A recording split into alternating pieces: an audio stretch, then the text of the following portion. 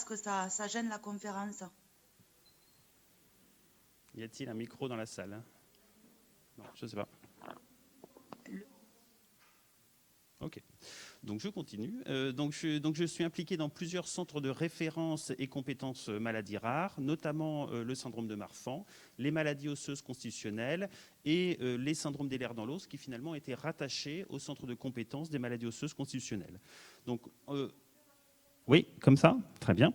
Donc moi, je vais vous parler surtout de l'enfant, que de l'enfant en fait, puisque nous sommes pédiatres. Sur ma présentation, je vais essentiellement parler des critères diagnostiques du syndrome d'Ehlers-Danlos, donc justement puisqu'il y a eu des nouveaux critères diagnostiques qui ont été établis en 2017. Et après, donc la prise en charge des enfants sera abordée par le docteur Donskoff et Madame Bourgoin, donc pour la côté rééducation fonctionnelle, et le docteur Suc pour la prise en charge de la douleur. Alors, donc rapidement, donc tout d'abord quelques mots sur le tissu conjonctif. Alors, normalement, dans la salle, c'est essentiellement des soignants, hein, c'est ça ? Oui, bon, d'accord. Donc le tissu conjonctif, vous savez que le corps humain est fabriqué de plusieurs tissus, et le tissu conjonctif qui est représenté sur cette figure, on dit que c'est le tissu de soutien de l'organisme. Donc pour les parents ou les familles, ce qu'on explique souvent, c'est qu'une maison, on fait ça avec des briques et du ciment. Un corps, on fait ça avec des cellules et du tissu conjonctif. Donc c'est un petit peu le tissu de soutien, c'est un petit peu le ciment de l'organisme. Ce tissu conjonctif, finalement, il y a plusieurs tissus conjonctifs. Il y a les tissus conjonctifs mous, donc qui sont impliqués dans la constitution de la peau, des ligaments, des tendons, des vaisseaux, et le tissu conjonctif dur, c'est-à-dire l'os et le cartilage, avec deux protéines, deux composants majeurs de ce tissu, le collagène, donc qu'on trouvera beaucoup dans les syndromes d'Ehlers-Danlos, et l'élastine. Donc, les maladies héréditaires du tissu conjonctif, dont font partie le syndrome d'Ehlers-Danlos, c'est un groupe de maladies très important, puisque ça comprend plus de 200 maladies génétiques rares. Parmi les plus fréquentes, dans ces maladies donc héréditaires, ça veut dire génétique, donc ça ne veut pas forcément dire familial. Parmi ces syndromes, on retrouve le syndrome d'Ehlers-Danlos avec une incidence estimée à 1 personne sur 5000, mais nous verrons rapidement après que finalement c'est très différent en fonction du sous-type d'Ehlers-Danlos, le syndrome de Marfan, les maladies osseuses, dont l'ostéogenèse imparfaite.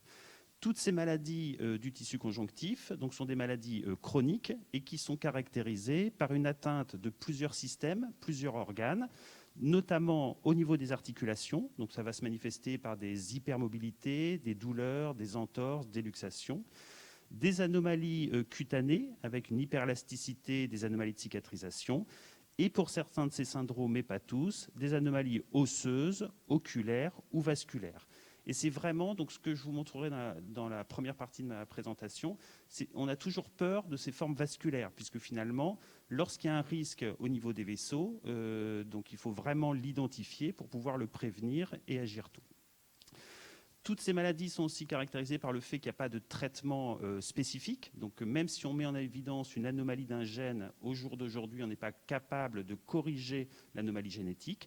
Donc ça va être des traitements symptomatiques, préventifs le plus souvent, et souvent impliquant plusieurs spécialistes, donc avec une prise en charge multidisciplinaire. Alors, la difficulté, donc pour aller un petit peu plus sur le syndrome d'Ehlers-Danlos, c'est qu'il n'y a pas un, mais plusieurs syndromes d'Ehlers-Danlos, et qui dépendent de plusieurs centres de référence et de compétences maladies rares. Donc, il y a les syndromes d'Ehlers-Danlos articulaires ou hypermobiles, qui sont maintenant rattachés au centre de référence des maladies de l'os, donc dans la filière OSCAR. Il y a les syndromes d'Ehlers-Danlos avec un risque vasculaire, qui sont plutôt pris en charge dans le cadre de la filière FAVA-Multi. Et il y a les syndromes d'Ehlers-Danlos à prédominance cutanée, qui vont être pris en charge par les centres de référence cutanés. Donc ce qui est un petit peu difficile avec la maladie d'Ehlers-Danlos, c'est que c'est pris en charge par plusieurs filières, plusieurs centres de référence. Donc, ce qu'il faut bien voir, c'est que les syndromes d'Ehlers-Danlos sont un groupe de maladies, mais en termes de manifestations et en termes de génétique, qui sont très hétérogènes. Donc, ça va toucher principalement les articulations, la peau, parfois les vaisseaux, avec des fréquences différentes. Donc on a une prévalence variable, donc estimée à 1 pour 5000, mais très variable, comme je vais vous montrer juste après. Et jusqu'ici, la difficulté de prise en charge des patients, c'est que les critères diagnostiques, pour dire c'est un syndrome des lèvres dans l'os vasculaire, hypermobile, classique, donc étaient anciens, puisque ça avait été déterminé en 88, révisé en 97, et la prise en charge, notamment en France, était très différente en fonction des centres. Donc ce qui nous a aidé ces dernières années, c'est que finalement, en 2017, il y a eu une conférence internationale, donc où tous les spécialistes des syndromes des lèvres dans l'os, enfin internationaux, ce n'était pas français, donc tous les spécialistes donc, se sont réunis pour établir des critères diagnostiques du syndrome des lèvres dans l'os qu'on va revoir ensemble. Et en 2020, en France, donc, il y a tous les médecins spécialistes qui se sont regroupés dans le cadre de la Haute Autorité de Santé pour établir ce qu'on appelle un protocole national de diagnostic et de soins, et donc qui fait référence pour la prise en charge de ces patients, et notamment auprès de la sécurité sociale. Alors c'est dommage, puisqu'aujourd'hui, il y a le docteur Michaud, donc, qui a participé, enfin qui a établi ce protocole national de diagnostic et de soins qui devait être présente. Donc, mais en fait, il est accessible facilement sur Internet. Il faut taper HAS, PNDS et l'air dans l'os. Et on a les prises en charge recommandées actuellement en France. Alors, je vous ai mis, de toute façon, vous aurez la présentation, donc vous inquiétez pas. Et je vous ai mis le lien Internet au bas de la diapositive. Sinon, vous tapez sur Internet HAS, Haute Autorité de Santé, PNDS, Protocole National de Diagnostic et de Soins, et LR dans l'os, et vous tombez dessus. Et donc ça, c'est accessible à tout le monde. Donc c'est un document généraliste, donc pour notamment les pédiatres et les médecins généralistes, mais qui est accessible aux patients sans problème. Et voilà, il est sur le site de la filière. Enfin, ce document-là, vous pouvez le trouver vraiment très facilement. Donc ma présentation, ça va être deux parties, le diagnostic et la prise en charge. Mais la prise en charge je l'aborderai juste puisqu'elle va être développée par la suite. Le diagnostic, finalement, donc c'est là où finalement on intervient plus en tant que pédiatre sur l'hôpital des enfants. Notre crainte, notre objectif, c'est surtout d'éliminer les formes graves. Alors dans le sens grave, c'est qui peut impliquer le pronostic vital, avec un risque au niveau des vaisseaux. Alors ça, donc c'est un petit peu compliqué, vous inquiétez pas, je ne vais pas tout prendre. C'est la nouvelle classification de 2017. C'est-à-dire qu'avant, il y avait principalement les LR dans l'os classiques, les LR dans l'os cutanés et les LR dans l'os vasculaires. Et d'après la dernière classification internationale, il y a maintenant 13 sous-types d'LR dans l'os. Ce qui va être important, c'est que non seulement il va falloir déterminer le type de syndrome des lèvres dans l'os, notamment voir s'il y a un risque au niveau des vaisseaux, et il y a aussi des diagnostics différentiels avec d'autres maladies du tissu conjonctif, notamment la maladie de Marfan et des syndromes apparentés, certaines maladies osseuses et aussi certaines myopathies. Après, il faut bien voir, donc ce que je vous disais tout à l'heure, c'est que les incidences de ces maladies sont très différentes. Par exemple, pour les formes vasculaires qui sont les plus graves, ça n'affecte qu'une personne sur 200 000. Donc c'est vraiment une forme très rare. Par exemple, sur Toulouse, en termes d'enfants, donc pour les adultes, je ne sais pas, mais on suit à peu près une dizaine d'enfants avec un syndrome des lèvres dans l'os vasculaire, ce qui est très peu par rapport aux cohortes de patients qu'on peut avoir. Le syndrome des lèvres dans l'os hypermobile, par contre, est beaucoup plus fréquent, environ une personne sur 5000. Alors, l'autre difficulté, donc ça on va l'aborder aussi, c'est que pour la plupart des syndromes des lèvres dans l'os, au jour d'aujourd'hui, on est capable d'avoir une confirmation génétique, notamment pour le syndrome des lèvres dans l'os vasculaire, on fait une prise de sang et on regarde s'il y a l'anomalie du collagène de type 3 qui est impliquée dans cette maladie. Donc le diagnostic est évoqué sur le plan clinique, mais confirmé sur le plan génétique. La difficulté aujourd'hui pour le syndrome des lèvres dans l'os hypermobile, c'est qu'il n'y a pas de confirmation génétique. Donc probablement, c'est des techniques qui vont être développées dans les années à venir, mais pour l'instant, on s'appuie sur des critères cliniques qu'on reprendra après. Alors ça, c'est un petit peu simple, mais c'est un petit peu la prise en charge, enfin la démarche diagnostique, donc devant un enfant qui a donc le point d'appel principal, donc chez les enfants quand ils sont adressés, c'est ce qu'on appelle l'hypermobilité articulaire, l'hyperlaxité articulaire. Lorsqu'on va avoir un enfant avec une hypermobilité articulaire, Le plus important, ça va être de faire un interrogatoire, un examen clinique pour voir s'il y a des signes cliniques associés qui peuvent nous évoquer donc des maladies spécifiques ou tous les diagnostics différentiels. Lorsque c'est donc notamment, donc nous verrons que dans le SED hypermobile, à côté de l'hypermobilité, il y a aussi des manifestations cutanées et certains signes cliniques qui font évoquer le diagnostic. Ces signes cliniques, lorsqu'ils sont associés, lorsqu'ils sont absents, donc l'autre point important, c'est de voir s'il y a un retentissement fonctionnel.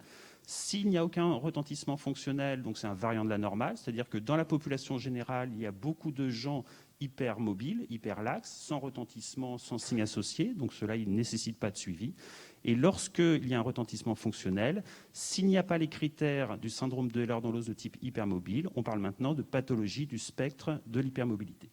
Après, ce qui est compliqué avec cette prise en charge, c'est que donc savoir comment évaluer l'hypermobilité articulaire, et puis que tout ça progresse, notamment chez l'enfant. C'est-à-dire qu'au départ, on peut ne pas avoir de signes cliniques associés, on peut n'avoir aucun retentissement fonctionnel, mais ça peut apparaître toute la période de l'enfance. Donc lorsqu'on a une suspicion chez un enfant qui a au départ juste une hypermobilité articulaire, ça va être important de les suivre ou de les réévaluer à la fin de la croissance pour être sûr qu'il n'y ait pas de pathologie plus générale. Alors, l'hypermobilité articulaire, donc le score qu'on utilise, alors après c'est un score de médecin non rééducateur fonctionnel parce que c'est assez, donc en fait c'est très grossier. Donc c'est un score, c'est ce qu'on appelle le score de Bayton, donc qui est coté sur 9. Et on va regarder, donc c'est les petits dessins que vous avez là-haut, donc l'hyperextension des doigts, le fait de pouvoir mettre le pouce sur l'avant-bras, l'hyperextension des coudes, l'hyperextension des genoux et le fait de pouvoir mettre les mains à plat par terre sans plier les genoux. Donc c'est un score qui est coté sur 9, donc, et on va parler d'hyperlaxité, d'hypermobilité chez l'enfant lorsque ce score va être supérieur ou égal à 6. Donc ça, c'est un score donc, qui est peu précis, mais qui est un score de débrouillage donc pour voir s'il y a une hypermobilité ou pas. Donc il y a aussi des questionnaires qui ont été développés, mais qu'actuellement on utilise moins. Donc ça, c'est important, c'est que l'hypermobilité, c'est un signe, donc ce n'est pas une maladie en tant que telle. Donc le syndrome d'Ehlers-Danlos hypermobile est une maladie, mais le fait que quelqu'un soit laxe au niveau des articulations ne veut pas forcément dire qu'il est malade.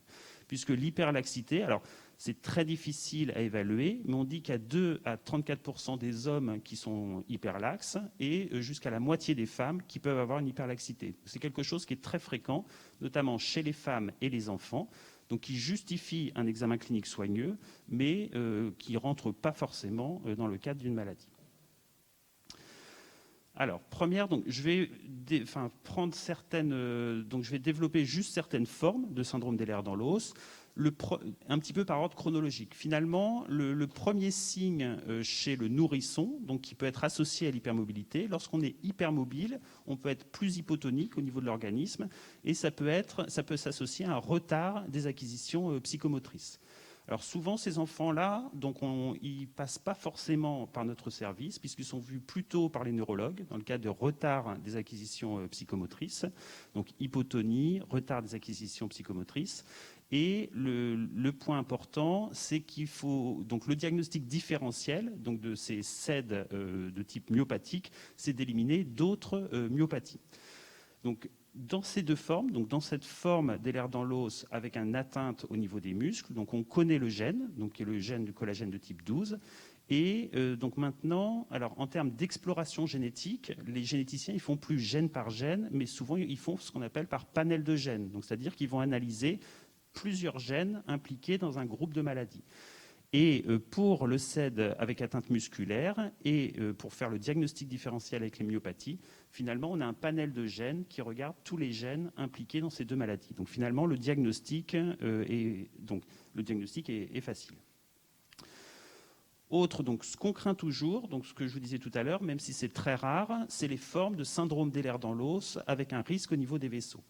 Chez l'adulte, donc souvent, donc le diagnostic est plus facile puisque on a une histoire avec des ruptures artérielles, des anomalies, donc des ruptures d'organes et une présentation clinique qui est évocatrice. Donc chez l'enfant, donc c'est beaucoup plus dur parce que souvent donc on n'a pas beaucoup d'histoire, sauf s'il y a une histoire familiale.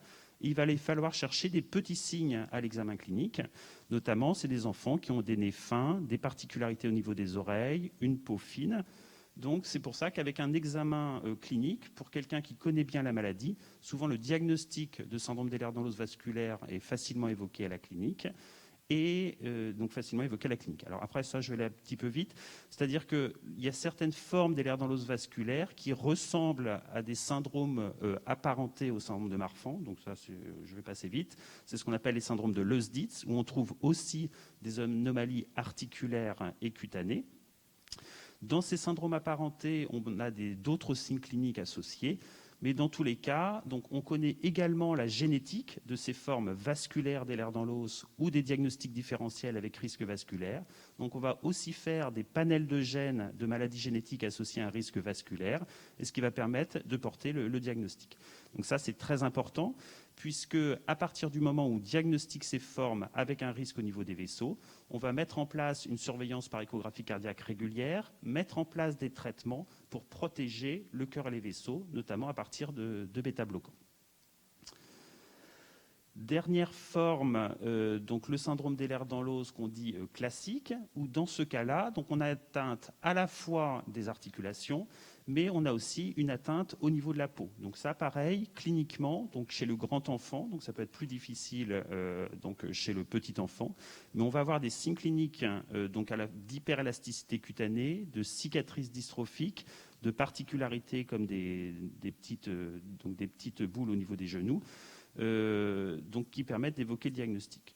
Au jour d'aujourd'hui, cette forme-là, alors on connaît les gènes, donc jusqu'ici on ne faisait pas l'analyse génétique puisque le diagnostic était essentiellement clinique, mais maintenant, de plus en plus, puisque la génétique est plus accessible, on va confirmer ce diagnostic sur le plan génétique. Donc enfin, donc le CED hypermobile. Donc alors je vous ai remis là, donc c'est un petit peu, on voit pas grand-chose, mais ça vous le retrouverez, ou oui peut-être. Donc mais on va le revoir ensemble. Donc pour porter le diagnostic de syndrome d'Ehlers dans l'os hypermobile, donc il faut plusieurs choses. Il faut à la fois donc une hypermobilité articulaire, donc c'est le score que je vous ai montré tout à l'heure avec un score supérieur ou égal à 6, et des manifestations, donc que ce soit des douleurs, des entorses, des luxations. Donc ce que je vous disais tout à l'heure, c'est que le fait d'être hypermobile de manière isolée, ça ne veut pas forcément dire qu'on est malade. Par contre, si on est hypermobile et on a beaucoup de manifestations, on commence à rentrer dans le cadre de la pathologie. Pour vraiment parler de syndrome d'Ehlers dans l'os hypermobile, il faut également des manifestations cutanées, donc je vous montre ici. Alors ça, sur la droite, vous voyez les manifestations cutanées sévères des Ehlers dans l'os vasculaire. Dans les syndromes d'Ehlers dans l'os hypermobile, on va avoir des manifestations cutanées qui sont beaucoup moins sévères, mais qui sont quasi constantes chez ces patients, donc ce qui permet d'évoquer le diagnostic. Bien sûr, donc s'il y a des antécédents familiaux, donc cela permet d'évoquer le diagnostic. Et on va parler de CED hypermobile, ce que je vous disais un petit peu avant, une fois qu'on aura éliminé toutes les autres formes de CED, notamment les CED vasculaires. Alors, il y a toujours la différence, c'est-à-dire que lorsqu'on a, donc des fois on peut avoir une hypermobilité, des manifestations articulaires, mais sans les signes cutanés associés. Et dans ce cas-là, on va parler de pathologie du spectre de l'hypermobilité. Que ce soit les CED hypermobiles ou les pathologies du spectre de l'immobilité. Donc on peut avoir d'autres anomalies associées, donc notamment des troubles fonctionnels intestinaux, des troubles vésico-sphinctériens, proprioceptons, tachycardie orthostatique. Donc il va falloir faire un bilan un petit peu général. Et la difficulté, que ce soit le CED hypermobile ou les pathologies du spectre de l'hypermobilité, c'est qu'il n'y a pas de test génétique disponible. Donc c'est ça notre grande difficulté, c'est qu'on a toujours, enfin c'est pour ça qu'il y a beaucoup de personnes qui sont en errance diagnostique, c'est-à-dire qu'on n'a pas de critères simples et clairs pour porter le diagnostic. Donc là, c'était la partie diagnostic. Donc rapidement sur la prise en charge, donc, puisque après je vais passer la parole au docteur Donskoff et au docteur Suc. Donc ce qui est important, donc notamment ce qui est souligné dans le PNDS, c'est que la prise en charge doit être globale, donc à la fois somatique, psychologique, essayer d'être au maximum préventif avant que les manifestations apparaissent, symptomatique, puisqu'il n'y a pas de traitement spécifique, et individualisé. C'est-à-dire qu'il va falloir faire un bilan pour un enfant donné et proposer une prise en charge en fonction des manifestations cliniques qu'on a chez cet enfant, et donc pas de traitement systématique. Donc ça, je vous en ai parlé, donc c'est le PNDS. Et sur les gros principes de la prise en charge, mais ça sera repris par le docteur Donskoff et le docteur Suc, c'est que l'hyperlaxité est responsable de douleurs, d'entorses, de luxations. Ça retentit forcément un peu sur la vie quotidienne des patients, avec une attention focalisée justement sur ces douleurs, de l'anxiété, une diminution de l'activité physique. Cela entraîne un déconditionnement musculaire et qui va aggraver l'hyperlaxité. Donc c'est un petit peu un cercle vicieux qui va se mettre en place. Et tout cela est responsable d'une répercussion donc, chez l'enfant au niveau de la scolarité, au niveau familial, au niveau social. Les grands points donc, de prise en charge, ça va être de protéger les articulations, donc éventuellement par des attelles et traiter la douleur, prendre en charge le retentissement psychologique. Et donc, ce qui est très important, c'est maintenir une activité physique. Donc, l'activité physique doit être adaptée donc, à la pathologie de l'enfant, mais c'est très important qu'il y ait une activité physique régulière pour que la masse musculaire soit présente et permette de stabiliser les articulations. Donc là, je laisserai, donc pour tout ce qui est traitement de la douleur et le retentissement psychologique, donc habituellement c'est le docteur Suc qui intervient, et pour tout ce qui est rééducation fonctionnelle, donc en collaboration avec les ergothérapeutes, kinés, donc c'est le docteur Donskoff, et elle va vous expliquer aussi avec la mise en place de programmes d'éducation thérapeutique pour apprendre aux enfants à vivre avec leur maladie. Donc, en conclusion, le diagnostic de syndrome d'Ehlers dans l'os, notamment dans la forme hypermobile, est difficile chez l'enfant, justement parce qu'on n'a pas de critères génétiques. Et donc, c'est important aussi, le tableau clinique peut se compléter avec la croissance, donc c'est important de revoir ces enfants au moins à la fin de la croissance. Au niveau du diagnostic, donc c'est le point le plus important, c'est d'éliminer une forme grave avec un risque de niveau des vaisseaux. Oui, c'est ça. Et donc voilà, donc la prise en charge ensuite est préventive, symptomatique, individualisée, notamment de la douleur et de la rééducation fonctionnelle. Voilà, et vous avez un petit peu toute l'équipe qui prend en charge les enfants sur Toulouse. Je vous remercie pour votre attention.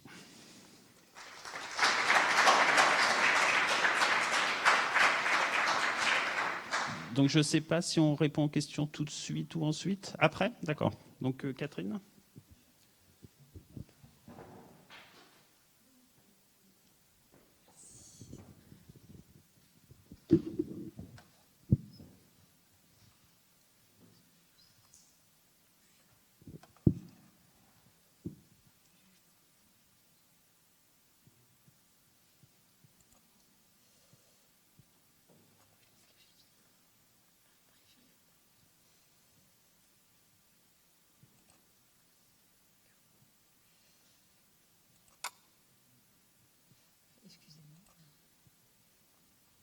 Thomas, excuse-moi, j'arrive pas. La flèche, j'arrive pas à faire mettre.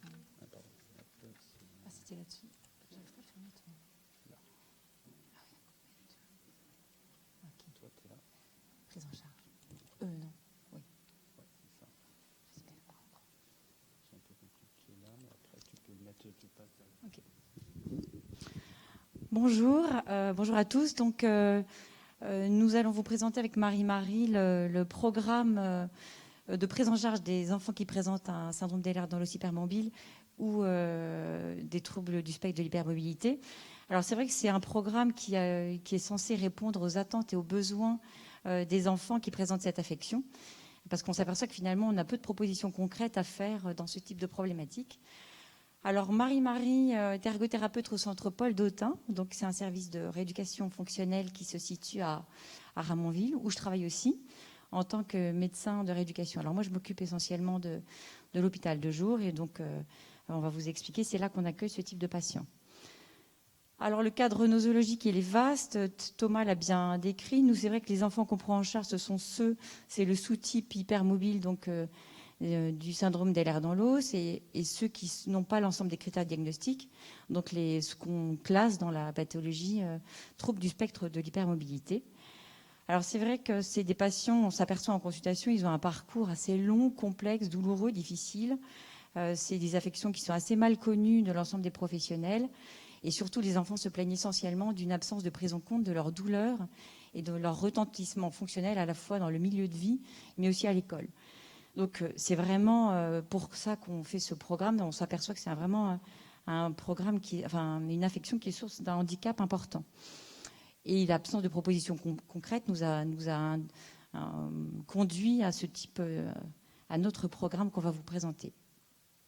Donc je ne reviens pas sur c'est un peu l'arbre décisionnel qu'a fait Thomas. Donc effectivement, nous, les patients qu'on prend en charge, ce sont le sous-type hypermobile, bien décrit sur les critères cliniques, et les autres, donc, qui ne répondent pas à l'ensemble des critères, donc les enfants qui présentent un trouble du spectre de l'hypermobilité. Alors c'est que finalement, dans la cohorte de patients que je suis, je m'aperçois que j'ai essentiellement des enfants qui ont un trouble du spectre de l'hypermobilité. Je n'ai pas systématiquement l'ensemble des critères qui répondent au stade hypermobile.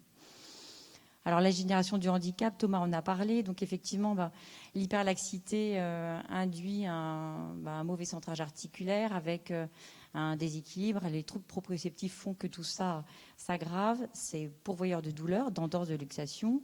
Et plus ensuite, le fait d'avoir des tensions, des contractures aggrave la stabilité. Et ensuite, ça peut induire, avec le retentissement fonctionnel que ça peut avoir au quotidien et aussi dans la vie scolaire, un isolement, voire une déscolarisation. Nous, on a eu souvent en consultation des enfants qui étaient plus scolarisés depuis quelques fois, plusieurs mois, voire une année complète. Donc c'est vrai que... Alors ensuite, il y a ces douleurs, ces entorses. Donc l'enfant, finalement, a peur de bouger.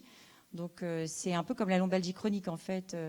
On a mal au dos, donc on veut plus bouger, on perd son dos. Donc là c'est vraiment la même chose. Il y a plus de muscles et du coup on aboutit à un état de déconditionnement musculaire vraiment important. Ça c'est notre travail en rééducation, un petit peu de reconditionner. Alors l'historique, donc en fait moi je suis médecin de rééducation donc au centre de Paul Dautin, mais aussi j'ai une consultation ici à Purpan, où habituellement j'ai surtout des scolioses et c'est une prise en charge d'appareillage. Mais finalement, avec Thomas, on a partagé des cohortes de patients qui ont des difficultés, qui induisent une prise en charge éducative. Et du coup, j'ai vu la file de patients augmenter sur des demandes de prise en charge dans le cadre des enfants qui présentent un syndrome d'Ehlers-Danlos ou des troubles du spectre de l'hypermobilité. Donc la consultation initiale, donc on a proposé avec Thomas d'envoyer un questionnaire aux patients pour un petit peu cibler qui voyait quel enfant. Donc on l'envoie à la famille avant la consultation. La première consultation, donc je la fais essentiellement à Purpan. Donc c'est l'interrogatoire, donc l'anamnèse, l'évolution de la symptomatologie. Surtout le maître symptôme, c'est effectivement les douleurs, entorse et luxation, un petit peu tout un historique. Les patients arrivent souvent avec un papier avec beaucoup d'incidents et les prises en charge, on demande.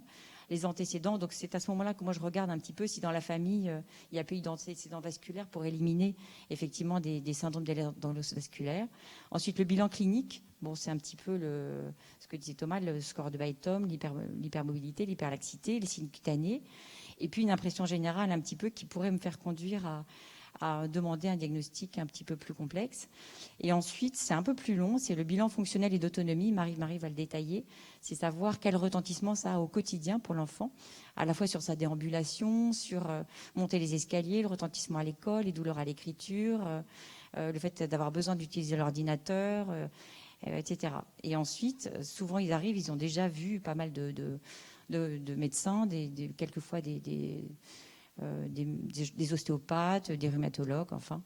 Et donc, quelquefois, ils ont déjà des prescriptions d'appareillage. Alors, ça peut être des attelles de posture légère, des attelles un peu plus lourdes. Et rarement, ils ont des vêtements compressifs initialement. Et ensuite, on voit un petit peu comment, est-ce que déjà à l'école, il y a des aménagements qui ont été faits, est-ce qu'il y a un tiers-temps supplémentaire, un double jeu de livres, un casier pour mettre les sacs. Bon, en général, ils arrivent sans beaucoup d'aménagements initialement. Alors la proposition en fonction du contexte. Alors à Paul Dautin, mon collègue, le docteur Mopa, a fait un programme qu'il appelle le programme douleur chronique, que je propose souvent, mais en fait ça correspond à peu de patients. C'est des enfants douloureux qui ne sont pas forcément en lien avec le syndrome d'Ehlers-Danlos et qui peuvent bénéficier d'un programme de 3 semaines consécutives. Alors c'est pour ça que c'est peu fourni avec un programme de reconditionnement avec une prise en compte évidemment de la douleur. Mais le principe, c'est use it or lose it. Ça veut dire utilise ton corps ou sinon tu vas le perdre. Donc c'est prouvé que finalement en bougeant, on se reconditionne progressivement sans forcément avoir plus de douleur. Et donc, on explique, la douleur est expliquée, il y a des schémas, il appelle ça explain pain. Et donc, on parle de le gate control, il y a des groupes de parole, il y a une psychologue qui est là aussi, mais il y a donc un éducateur sportif, on utilise la balnéo. Donc, c'est vraiment un programme de reconditionnement musculaire, en parlant un petit peu de douleur, mais pas que. Et j'ai déjà proposé, mais il est peu admis parce que les enfants ne veulent absolument pas rater l'école. Et donc, le fameux programme qui nous tient aujourd'hui, donc Mon quotidien hypermobile, qui est fait en hôpital de jour, donc c'est beaucoup plus light. Hein, c'est 3 lundis matins consécutifs avec le programme que Marie-Marie va vous détailler. Donc voilà, je vais vous présenter le programme tel qu'il est aujourd'hui. C'est un programme qui évolue de jour en jour parce que ça évolue avec l'apport que nous apporte chaque enfant et surtout avec notre ambition de transformer ce programme qui pour l'instant n'est pas un programme de TP en programme de TP. Donc là, c'est vraiment la photo aujourd'hui de ce qui est fait et de ce qui est proposé. On reçoit des enfants qui ont une demande toute première qui est vraiment de gérer leur douleur au quotidien et d'être entendus pour ça. Et on rencontre un enfant avec une pathologie parfaitement invisible et incomprise. Donc l'objectif de ce programme, c'est de leur donner un lieu d'écoute, un lieu où ils peuvent partager ce qu'ils vivent et où ils peuvent être plusieurs. Donc on va rencontrer vraiment cet enfant qui est l'enfant hyper mobile, l'enfant hyper douloureux, l'enfant hyper fatigué, qui a une maladie avec des symptômes vraiment tous hyper bizarres et avec ce contexte de maladie hyper fluctuante. Le matin, il va très bien, 15 secondes après, ça va plus du tout, 10 secondes après, ça va beaucoup mieux. Donc, c'est une maladie très, très incomprise. Les modalités d'accueil actuelles, donc voilà, on les prend 1h30 en charge 3 lundis matins de suite. On est 2 rééducateurs, on est avec ma collègue kinésithérapeute Virginie Vambre et moi-même. On a choisi pour l'instant de n'accueillir que 2 enfants par programme. 2, ça nous semblait indispensable pour pouvoir confronter et partager les difficultés avec un autre enfant et pouvoir du coup vraiment avoir un échange sur leur quotidien. Et parfois, c'est la première fois qu'ils rencontrent quelqu'un qui a la même chose que lui. On essaye de faire des groupes plus ou moins hétérogènes, donc des filles ou des garçons, des groupes d'âge, mais après tout, c'est pas forcément indispensable. On commence notre programme, donc il est arrivé qu'on n'ait qu'un seul enfant par programme. Ça marche aussi très très bien. Voilà. Alors, en fait, ce n'est pas encore un diagnostic éducatif, parce que ça, c'est vraiment le thème des ateliers d'éducation thérapeutique. Ce n'est pas encore le cas. En revanche, on fait quand même une première consultation, avec un premier entretien, avec quelles sont les attentes de l'enfant, et savoir un petit peu aussi quelles sont sa connaissance de ce qu'il a. Souvent, il explique plein de choses, mais il n'a pas bien compris que c'est regroupé en une affection. Et en général, il dit, bah oui, on ne m'a pas écouté, le médecin ne m'entend pas, on ne fait rien. Et donc, c'est savoir quelles sont ses attentes par rapport à ça. Ensuite, pré-programme, donc post-programme, savoir si le petit programme, il est court, hein, a pu répondre à certaines des attentes et si les compétences sont acquises dans les domaines qu'on a pu aborder. Et ensuite, est-ce que les enfants étaient satisfaits du programme? Et on n'y est pas encore puisque le programme a débuté au premier trimestre, on va dire, le questionnaire à distance du programme. Alors les compétences attendues, celles que sont censées, c'est savoir ce qu'il connaît de son affection, un petit peu de tous les signes qui peuvent être associés, les signes d'alerte et de dégradation fonctionnelle, savoir à quel moment je commence à avoir un petit peu mal à l'articulation, c'est pour savoir qu'est-ce qu'on peut avoir comme attitude préventive de mise en place d'une attelle, à quel moment ou pas. Ensuite, les moyens de connaissance, les moyens sur toute la gestion possible de la douleur, que ce soit des moyens physiques ou des aides techniques. Donc la prévention un petit peu sur même la fatigue, par exemple. Ensuite, toute la gestion des répercussions, est-ce que sur la façon de se comporter, d'être à l'école, est-ce qu'il faut prendre un fauteuil roulant quand on a vraiment une trop grande distance? Souvent, c'est le cas des enfants qui sont en collège avec des salles de classe éloignées, sur les activités de vie journalière ou de loisirs, toutes les adaptations qu'on peut voir. Vivre avec le handicap, effectivement, c'est des enfants qui sont souvent fatigués et qui ont une hyper-émotivité avec un vécu un peu pénible de leur affection. Donc ça, c'est apprendre à le dire à ce moment-là et puis savoir comment ils peuvent un petit peu réagir ensuite. Et ensuite, le milieu familial est un peu prenant parce que souvent, on a un antécédent chez la maman ou chez le parent. Donc il y a déjà un contexte un petit peu difficile. Donc c'est aussi savoir comment est-ce que ça peut être intégré dans une vie familiale sereine, et aussi avec les amis, savoir comment ils sont acceptés, et in fine, améliorer un peu toute la qualité de vie. Alors on va reprendre un petit peu l'organisation du programme. La première journée, on va vraiment faire un point sur l'impact de la maladie au quotidien chez ces enfants. La deuxième journée, on va aborder un des gros nœuds du problème, la scolarité. Et le troisième jour, on va voir tout ce qui va être les aides techniques et le matériel qu'on peut lui proposer, et surtout comment avoir des petites stratégies pour gérer la douleur. Donc l'impact de la maladie au quotidien, donc les enfants qui arrivent, la toute première chose qu'ils ont, c'est cette douleur. Donc il faut savoir l'entendre et la reconnaître. Donc on part vraiment sur une démarche de bilan de l'évaluation de la douleur avec ce petit beau dessin du bonhomme qui est très connu. Dis-nous où tu as mal, quelle est l'intensité de ta douleur, quelle est la fréquence de ta douleur. On utilise également le questionnaire de qualité de vie en pédiatrie, le PET-SQL, qui va reprendre la douleur au cours du dernier mois. Quelles sont les difficultés que tu as eues au niveau de ta santé, au niveau de tes émotions, au niveau de ta scolarité, au niveau de ta vie de famille. Donc voilà. Donc là, on commence déjà à avoir un aperçu de l'impact très important qu'il y a sur le quotidien.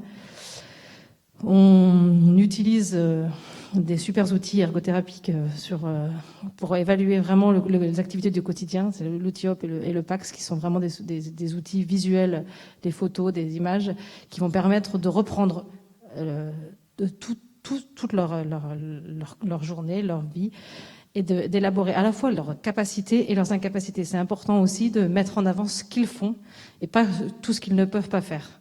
Mais on arrive avec tous ces supports assez visuels à vraiment avoir un aperçu de leur quotidien et du retentissement.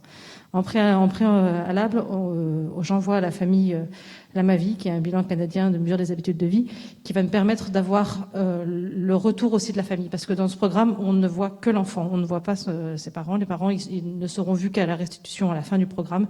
C'est vraiment un échange enfant avec les thérapeutes. C'est pas, voilà. Donc il était important quand même qu'on puisse confronter ce que l'enfant nous ressort avec ce que les parents vivent de son enfant au quotidien.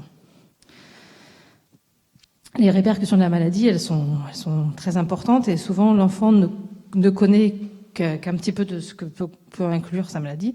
Bien souvent, on vient enfin de lui dire qu'il rentre dans la case du CED, ou qu'il rentre dans la case du syndrome du trouble du spectre de l'hypermobilité. Donc bien souvent, il est un peu démuni. Et c'est important de revoir avec lui exactement ce qu'il pourrait y avoir comme autres symptômes qui pourraient être en lien avec sa pathologie. Donc on a un joli petit bonhomme qui s'appelle Cédric, qui est un petit pantin désarticulé, qui permet vraiment de remontrer à l'enfant que sa pathologie n'est pas que la douleur, n'est pas que la fatigue, n'est pas que les luxations. Donc on repart surtout du principe de ce trouble du proprioceptif, de cette instabilité articulaire qui est l'origine de souvent des luxations. Donc on s'imagine ce petit pantin désarticulé sur un ballon, et en général ça leur parle assez bien. À la fin de cette première journée, l'enfant il va être capable de redéfinir sa maladie un peu plus clairement. La deuxième journée, on ouvre ce qu'on appelle notre valise adaptation pour l'école. Alors c'est une valise qui est souvent très très lourde à porter, au sens propre comme au sens figuré, parce que le poids d'un cartable chez un enfant normal est déjà très important. Chez un enfant hyperlaxe, en général, c'est aussi dur à porter. Mais c'est surtout que on parle d'un handicap profondément invisible. On parle d'enfants qui ne savent pas expliquer ce qu'ils ont, et d'une école qui ne sait pas comment prendre en charge cet enfant-là et comment accueillir ses difficultés. Donc là, il faut vraiment pouvoir dire à l'enfant, voilà, on va te donner des clés pour qu'à l'école, tu puisses enfin être entendu et que tu sois pas pris pour cet enfant qui veut pas travailler, qui veut pas écrire, qui un coup court dans la cour de récréation et la seconde d'après va pas vouloir faire du sport. Donc ça, c'est vraiment indispensable qu'il ait toutes les billes pour pouvoir discuter avec l'école, communiquer avec l'école sur ces difficultés. On va aborder vraiment tout ce qui est l'écriture, qui est la source de douleur la plus fréquente observée par le corps enseignant. Donc et proposer les adaptations. On va vraiment aussi revoir tout ce qui est installation assise avec des enfants qui ne peuvent pas rester sur une chaise de classe sans bouger, qui ne peuvent pas rester sur une chaise en bois sans avoir mal. Du coup, en général, ça dérive aussi sur l'installation qu'il va y avoir à la maison. Et puis vraiment de redonner des clés pour pouvoir communiquer avec l'école. Voilà. Le 3e jour, on réaborde donc leur plainte numéro 1, qui est la douleur. Donc souvent, ils savent dire qu'ils ont mal, ils savent dire où ils ont mal, ils savent dire qu'ils ont mal tout le temps. Mais ils ne savent pas forcément mettre des mots sur cette douleur. Donc on va vraiment leur redonner des petits outils pour pouvoir nommer, citer, donner vraiment les mots qui vont permettre de faire comprendre aux autres qu'ils n'ont pas mal, juste mal. Ils ont mal comment? On revoit avec eux des petits principes clés très simples pour pouvoir essayer en fonction des situations de gérer leur douleur. Donc voilà, des petits principes clés: respirer, prendre des antalgiques, soutenir la circulation, essayer la chaleur, se distraire, un massage doux. Souvent, ils ont plein de choses aussi à nous proposer parce que souvent, ils ont essayé plein de choses chez eux qui sont en plus... on va réexpliquer ce que c'est qu'une luxation, comment s'inquiéter quand elle arrive, comment consulter s'il faut, essayer de prévenir une récidive. Et puis, on va aussi vraiment revoir avec eux... voilà, ton emploi du temps, qu'est-ce que c'est? Qu'est-ce que tu peux nous refaire ta semaine? Quel jour tu vas être plus fatigué? Quel jour tu vas être moins fatigué? Est-ce qu'il n'y a pas moyen de voir si ce jour-là, on peut pas faire attention à ça? Enfin voilà. Donc on refait vraiment un emploi du temps, on réidentifie les moments compliqués, comment gérer sa fatigue, et surtout prévenir, bien réexpliquer que voilà, le déconditionnement musculaire, c'est ce qui est le plus important. Donc ne surtout pas rien faire. Ensuite, on va leur proposer les aides techniques qui existent, qui peuvent être utilisées aujourd'hui, qui peuvent être utilisées demain, qui serviront peut-être pas, mais qui serviront peut-être aussi. La toute première chose que j'ai mis en 2e sur ma liste, c'est les vêtements compressifs. Souvent, on a des enfants qui n'en ont pas.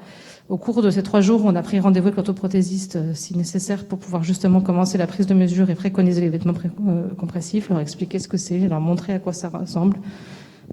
Voilà. Revoir tout ce qui, donc voilà, les aides pour l'installation, pour le quotidien, et puis aborder aussi le fauteuil roulant, pas comme une obligation, pas comme une nécessité, mais comme peut-être un besoin ponctuel à terme, un jour, pour aller en sortie scolaire. Voilà, savoir que ça existe, savoir que ça stigmatise, mais que cette stigmatisation, elle est pas forcément négative, et que c'est aussi pour leur bien-être. Avec ma collègue kiné, donc on fait aussi quelques petits exercices et mises en situation, donc voilà, pour vraiment un peu orienter un petit peu, enfin voilà, orienter la prise en charge kinésithérapie à la fin du programme, donc avec des petits exercices de renforcement musculaire, un petit travail postural, et puis réaborder vraiment aussi tout ce qui va être le sport, qui est aussi un des autres débats qu'on a avec l'enfant. Donc je vais laisser Madame Danskov parler un petit peu. Effectivement, le sport, je pose souvent la question quand j'aborde l'école, est-ce qu'il y a une éviction, est-ce que l'enfant est dispensé de sport ou pas? Ça, c'est vraiment un problème. C'est pas tant le problème de l'enfant que l'absence d'adaptation à l'école d'une activité physique qui serait possible.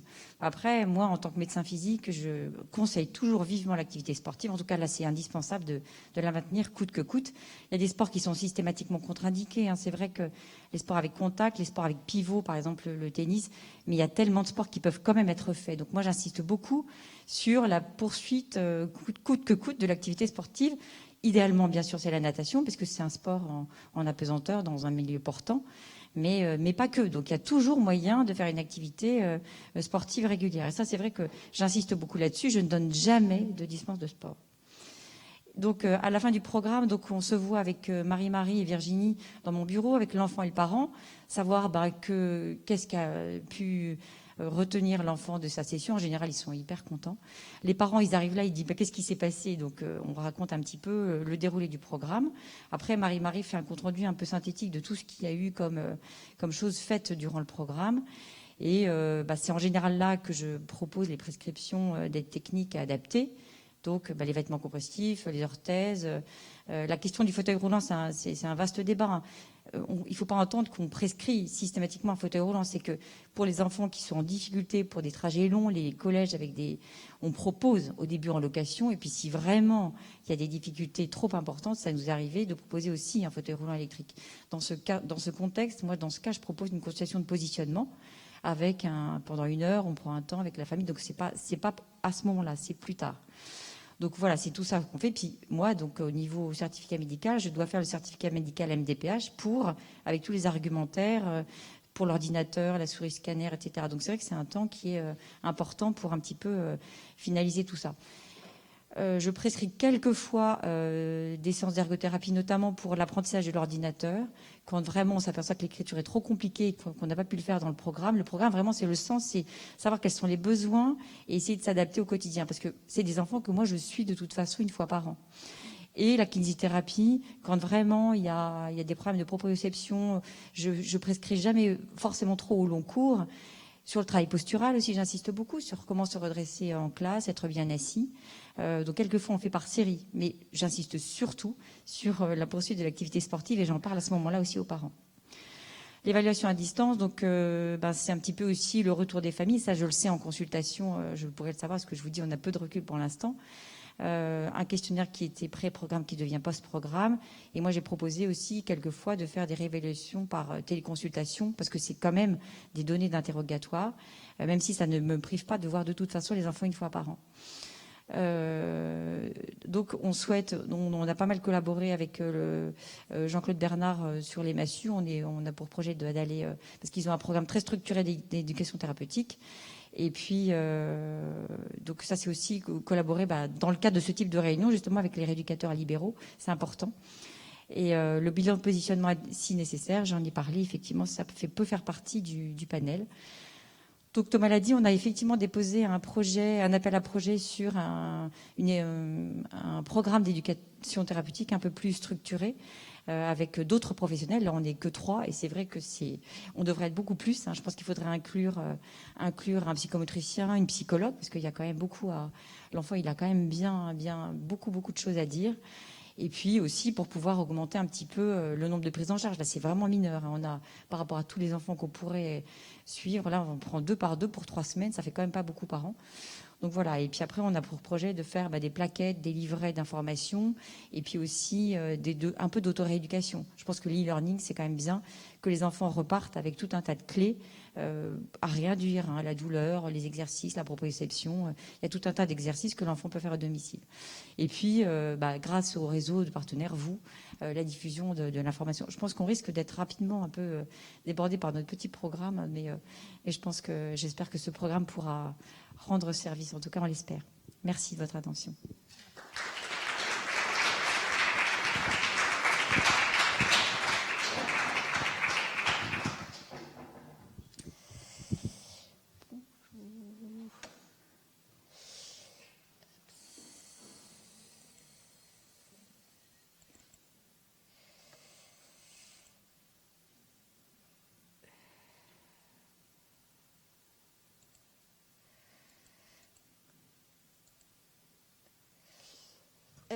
Bonjour, donc moi je suis Agnès Suc, je suis pédiatre et donc je m'occupe à l'hôpital des enfants d'une consultation pluridisciplinaire de la douleur pédiatrique et c'est à ce titre et dans ce contexte que je suis amenée à rencontrer un petit nombre d'enfants porteurs de syndrome d'Ehlers-Danlos non vasculaire et clairement moi les enfants que je rencontre dans le cadre de la consultation douleur, c'est ceux pour lesquels la douleur n'a pas été, en tout cas, toutes les mesures de prévention de la douleur ont été dépassées. Et donc, c'est probablement un spectre très, très, très, j'espère en tout cas, un petit pourcentage d'enfants que je suis amenée à rencontrer dans le cadre de cette consultation. Et du coup, quand moi ou quand nous, notre équipe, on rencontre ces enfants avec des pathologies d'Ehlers-Danlos, c'est vrai qu'on a le sentiment que la douleur est immense. Alors, j'avais envie de vous faire un petit jeu, mais c'est pas un jeu, mais un petit questionnaire pour savoir en tout cas quel est l'impact de la douleur chez vous, en tout cas pour les patients que vous voyez. Mais clairement, pour nous, on a vraiment le sentiment, en tout cas la frange d'enfants que l'on rencontre nous, on a vraiment le sentiment que la douleur envahit la vie de l'enfant et puis du coup envahit aussi la vie de l'ensemble de sa famille. Et donc, c'est extrêmement complexe à prendre en charge. Alors, si on reprend la physiopathologie de la douleur dans ce contexte, elle est très aussi difficile de savoir quelle est l'origine de la douleur. Clairement, il y a des douleurs qu'on appelle d'origine nociceptive, puisque à ce moment-là, il y a un excès de stimulation des récepteurs à la douleur. Donc ça, le fait de l'instabilité articulaire, ça prédispose tous ces enfants à des luxations, à des traumatismes répétitifs, et ça entraîne des douleurs d'origine nociceptive. Mais on sait aussi qu'il y a un autre type de douleur qu'on appelle les douleurs neuropathiques, qui sont des douleurs qui sont dues quand on a une compression ou une inflammation des systèmes nerveux périphériques ou centraux. Il peut y avoir des radiculalgies avec des compressions parfois de certaines racines nerveuses. Et puis on sait aussi maintenant qu'il y a probablement une neuropathie des petites fibres qui peut être liée à une diminution de la densité des fibres nerveuses à l'intérieur de la peau. Et ça entraîne une forme de neuropathie avec des douleurs qui peuvent être très importantes. Forcément, quand on a tout ce type de douleur, et la douleur c'est vraiment une pathologie globale et on peut vraiment pas séparer, alors je pense qu'on peut jamais séparer le corps et l'esprit d'une manière générale, mais on peut pas jamais séparer la douleur physique de la douleur psychique. Et en tout cas, toutes ces douleurs-là, ça a forcément un retentissement et un impact excessivement important. Alors, c'est difficile de parler de douleur sans parler de fatigue chronique, parce que ces enfants que nous, on voit, en tout cas dans le cadre de la consultation douleur, ils ont effectivement cette plainte douloureuse, mais ils ont aussi cette plainte de fatigue. Et donc, savoir est-ce que c'est la fatigue qui entraîne la douleur, et la douleur, c'est toujours quelque chose qui est relativement difficile à voir, mais en tout cas, la fatigue chronique est aussi une des plaintes très importantes que nous, on entend dans le cadre de la consultation douleur. Alors, les localisations de douleurs, elles peuvent être vraiment partout. La majorité des plaintes qu'on voit, c'est évidemment les douleurs de l'atteinte ostéo-articulaire, du rachis. Les douleurs abdominales, moi je vois... Alors, nous, les enfants qu'on voit dans le cadre de la consultation douleur, c'est pas des petits-enfants, c'est en général plutôt des adolescents, préadolescents ou adolescents. Et là, les douleurs abdominales et pelviennes sont excessivement importantes avec toute la complexité qu'il y a à les prendre en charge du fait des effets secondaires, donc c'est relativement compliqué. On voit aussi dans ce cadre-là, alors nous on a une consultation migraine spécifique, mais on voit aussi que les enfants, en tout cas porteurs de SED, ont très souvent des migraines.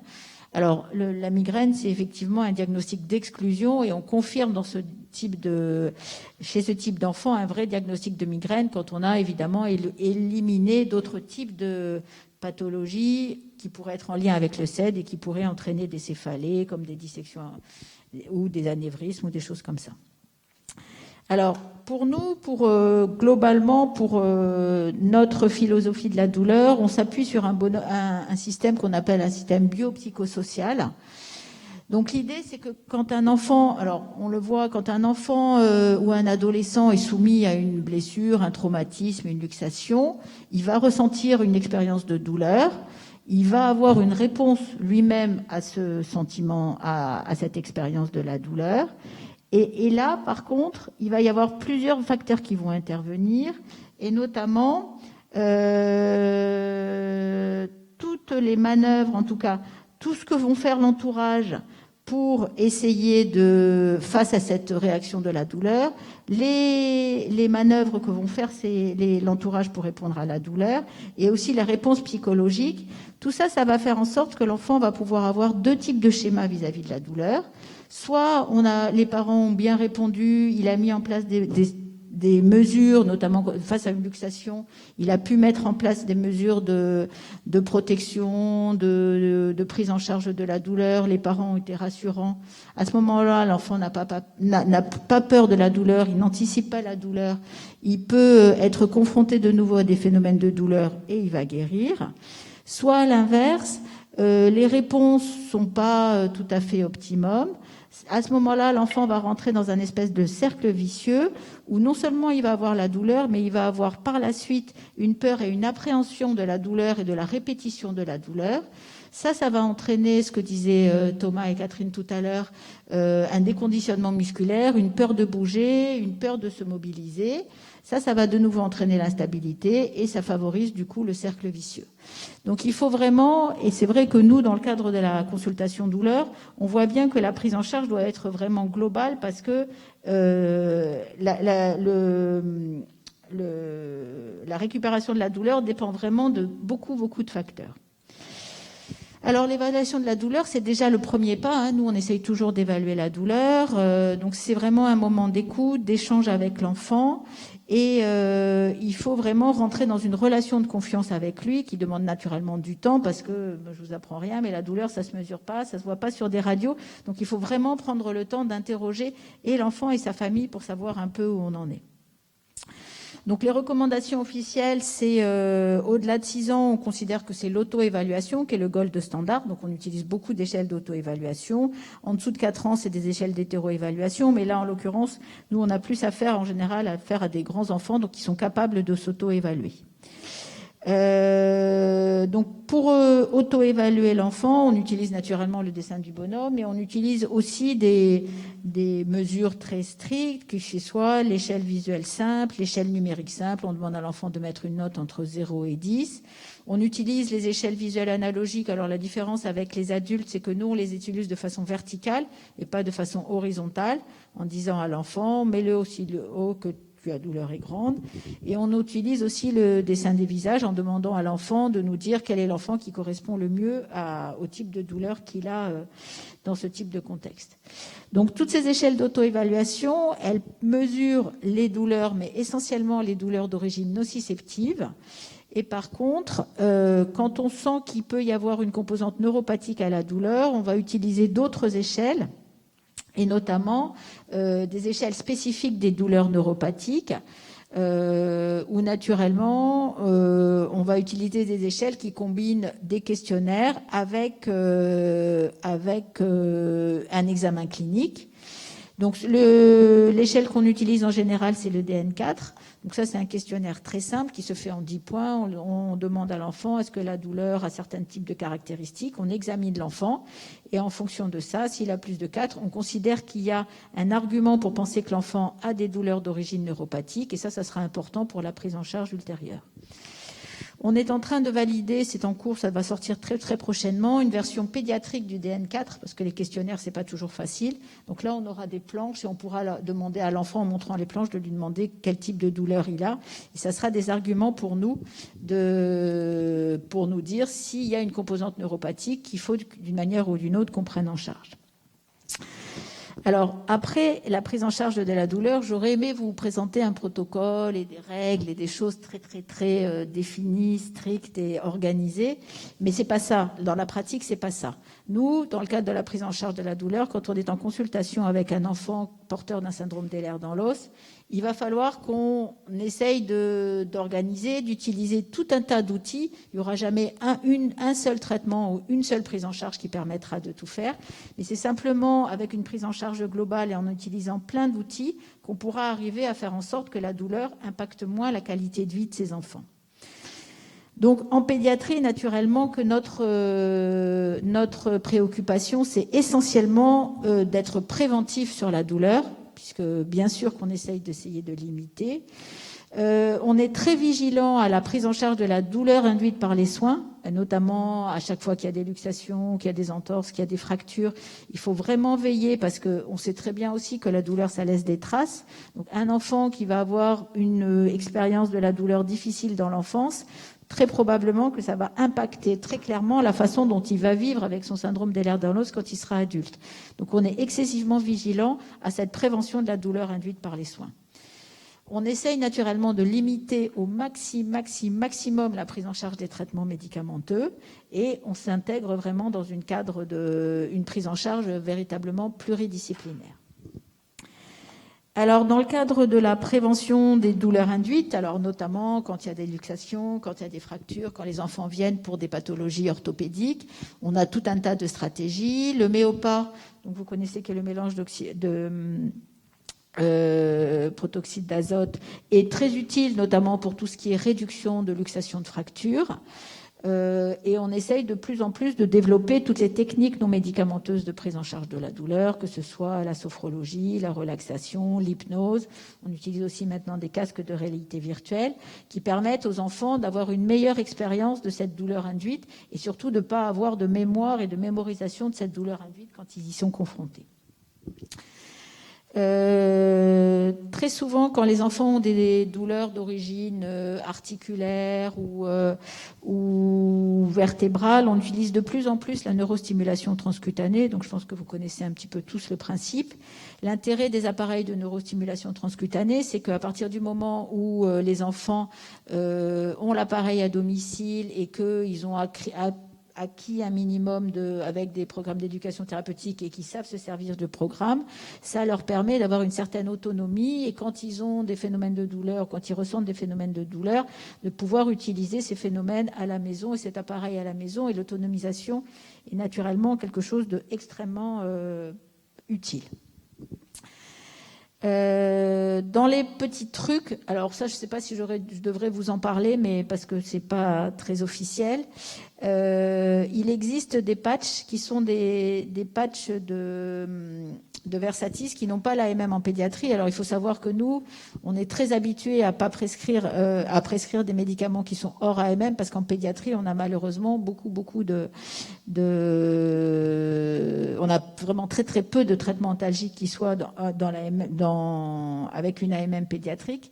Et le Versatis, c'est un mélange de 2 anesthésiques locaux. Donc c'est la lidocaïne et la prilocaïne. C'est des espèces d'emplâtres et qu'on peut mettre en place ponctuellement, qu'on peut laisser en place pendant 12 heures et qui entraîne une certaine anesthésie superficielle. Donc des fois, quand il y a des phénomènes de douleur très localisés qui vont éventuellement chez un enfant qui va aller à l'école, qui risquent de s'accentuer dans la journée, en mettant en place un patch de Versatis, ça peut permettre d'améliorer et de faire en sorte qu'il ait un meilleur ressenti, un meilleur vécu en tout cas de cette douleur superficielle. Le Versatis agit un peu sur les douleurs neuropathiques superficielles. Donc on n'est pas dans l'AMM, c'est pas véritablement dans les indications. S'il y a des médecins de la sécurité sociale, je pense qu'ils ne seraient pas très contents. Mais moi, en pratique, il y a des fois où je le prescris parce que je sais que, je me suis rendu compte que ça pouvait vraiment servir à un certain nombre d'enfants. Dans le but ensuite d'autonomiser les enfants, très souvent, on essaye de faire en sorte qu'ils puissent acquérir des techniques non médicamenteuses de prise en charge de la douleur, que ce soit des techniques de sophrologie de relaxation ou des techniques d'hypnose. Donc le principe, c'est en dehors d'une période de douleur, de montrer aux enfants ces exercices. Alors c'est des exercices qui se basent essentiellement sur la respiration, sur la détente, sur l'imagerie guidée avec des techniques d'hypnose, notamment d'hypnose ericksonienne. Et quand l'enfant a acquis, et en tout cas s'est approprié ces outils, ça lui donne lui-même des outils pour ne pas être passif devant la douleur, mais pour apprendre à gérer la douleur sans attendre simplement qu'on lui donne des médicaments et des médicaments qui fassent leur effet. Dans ce cadre-là, et notamment quand il y a des traumatismes, quand il y a eu un vécu de la douleur important, l'intérêt de l'hypnose, c'est que ça peut permettre un peu de modifier les traces de la douleur et la mémoire de la douleur au niveau des circuits cérébraux. Et ça, c'est très important et ça peut souvent apporter de l'aide et apporter un bénéfice à ces enfants. Et donc, c'est vraiment qu'en dernier recours, que dans le cadre de la consultation multidisciplinaire de la douleur, on est amené à prescrire des traitements antalgiques. Alors, vous connaissez sans doute un peu ce tableau des paliers de l'OMS, en tout cas des antalgiques. Clairement, et alors ça vraiment, moi en tout cas dans ma pratique, je m'interdis de la même manière que Catherine s'interdit de prescrire des arrêts de sport pour l'école. Moi, j'essaye vraiment de m'interdire au maximum la prescription d'opioïdes forts. Alors, de façon extrêmement ponctuelle, quand il y a vraiment très ponctuel, mais vraiment, on veut tout faire pour essayer d'éviter justement cette escalade thérapeutique. Alors, rapidement, je vous ai juste vous redonné quelques précisions sur l'utilisation des antalgiques chez l'enfant. Donc la codéine, on a eu des recommandations, des préconisations depuis 2013 qui interdit la prescription de codéine aux enfants de moins de 12 ans et qui la limite simplement aux enfants de plus de 12 ans après l'échec du paracétamol et des AINS. Il faut la prescrire à la dose la plus faible possible et avec la durée la plus courte possible.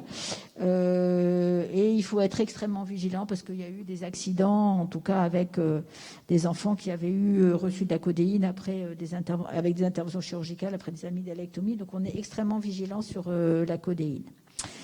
Le tramadol, on a pour le moment encore un peu l'autorisation de l'utiliser chez les enfants à partir de l'âge de 3 ans, mais très probablement dans les mois qui viennent, on va aussi avoir une interdiction d'utiliser le tramadol pour les enfants parce que c'est le même mécanisme de métabolisme que la codéine, donc ça ne devrait pas tarder à arriver. L'intérêt du tramadol, c'est qu'il existe une forme en gouttes qu'on peut doser en essayant d'augmenter progressivement. Le gros inconvénient du tramadol, c'est que c'est un médicament qui est un agoniste, en tout cas qui fait partie de la classe des opioïdes et en tout cas qui entraîne des manifestations digestives et notamment des phénomènes de constipation. Donc chez ces enfants qui ont très souvent des douleurs abdominales, quand on leur prescrit du tramadol, on va majorer la constipation et donc on rentre à ce moment-là dans le cercle vicieux des douleurs qui se majorent et qui sont induites et qui sont des douleurs iatrogènes induites par les thérapeutiques qu'on peut être amené à donner. Dans le cadre des bidouillages aussi, il y a l'Acupan par contre, qui est un analgésique central non morphinique, qui est un médicament qui non plus n'a pas l'AMM en pédiatrie, mais qui est largement utilisé chez les adultes, et notamment dans tout ce qui est post-opératoire des interventions abdominales et digestives, parce que l'intérêt de l'Acupan, c'est qu'il n'a pas d'effet sur le tube digestif. Donc il existe une forme IV et il n'y a pas de forme galénique péros, mais on peut donner les ampoules IV à boire sur un sucre. C'est pas très bon, mais les enfants y font. Et l'intérêt, c'est le même niveau d'antalgie que la codéine ou le tramadol, mais ça avec pas tous les effets secondaires, notamment sur le tube digestif. Et donc souvent, on peut être amené à l'utiliser dans ce contexte. Donc après, il existe des associations que vous connaissez, de codéine, de codoliprane, de Zaliar, tout ça qu'on essaye d'utiliser, mais je vous dis le plus qu'on essaye vraiment de limiter au maximum dans ce type de contexte. Alors, pour les douleurs neuropathiques, quand on a fait l'évaluation qu'il y avait vraiment une composante neuropathique et qu'il fallait qu'on prenne en charge cette composante neuropathique, alors là aussi, on devient complètement schizophrène en pédiatrie, mais ça c'est assez logique. C'est-à-dire qu'il y a 3 classes de médicaments qui fonctionnent en général dans les douleurs neuropathiques. Donc il y a le clonazepam, donc une benzodiazépine, qui peut ponctuellement aider, notamment quand il y a des crises de douleurs neuropathiques aiguës et qui n'a pas l'AMM en pédiatrie, et puis qui a beaucoup d'effets secondaires parce que ça fait somnoler, que ça peut augmenter un petit peu en tout cas, au niveau respiratoire, c'est pas forcément très bien suivi. Ensuite, il y a la classe des antiépileptiques avec le Neurontin et le Lyrica.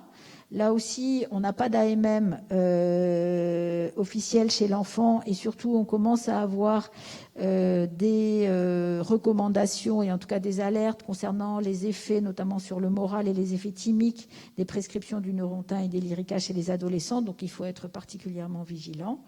Et la 3e classe des médicaments qu'on peut utiliser dans le cadre des douleurs neuropathiques, c'est les antidépresseurs mais tricycliques. Et là, qui nécessite et qui justifie impérativement une évaluation et un suivi pédopsychiatrique, parce qu'il y a aussi à l'inverse en tout cas un certain nombre de dangers de prescrire des antidépresseurs tricycliques chez des enfants, avec notamment tous les risques de passage à l'acte. Donc voilà, donc en fonction des situations, quand on est amené, on essaye d'évaluer un petit peu et d'utiliser un petit peu ces différents outils en adaptant naturellement à chaque enfant, à chaque situation et à chaque prise en charge, parce que les choses, et puis à chaque époque du développement de l'enfant, parce que les enfants peuvent avoir ces douleurs à plusieurs moments de leur développement. Alors, dans le cadre du PNDS, il y a eu des recommandations très claires concernant ce qui n'est pas, à l'heure actuelle, ne fait pas partie des standards, notamment les injections de lidocaïne sous-cutanée, l'oxygénothérapie en discontinue, les antiparkinsoniens, le baclofène, la lévocarnitine. Tout ça, c'est des médicaments qu'on peut être amené à voir. Et nous, on voit des enfants qui ont eu ou qui ont quelquefois ce type de prise en charge. Clairement, dans le cadre du PNDS, ça fait pas partie des avis d'experts. Et donc, nous, en tout cas, on ne les prescrit en général pas. Voilà, donc pour essayer de prendre en charge la douleur dans toutes ses composantes et avec l'ensemble ce regard, hein, savoir un peu l'ensemble de ces objectifs. Nous, on fait toujours des consultations multidisciplinaires avec, il y aura systématiquement un médecin pédiatre somaticien et soit un psychologue, soit un pédopsychiatre. Et en fonction de l'ensemble du contexte, en fonction aussi du retentissement, et en fonction aussi en tout cas de l'état disons d'acceptation, en tout cas des enfants et des familles, on pourra aussi être amené à leur proposer un accompagnement, un suivi psychothérapeutique avec différents types de psychothérapie qui peuvent fonctionner quand on sent qu'à un moment donné, la douleur a eu un retentissement et un impact très important chez l'enfant et sa famille, et très probablement que l'accompagnement et le suivi psychothérapeutique fait partie intégrante de la prise en charge de cette douleur. Voilà, je vous remercie.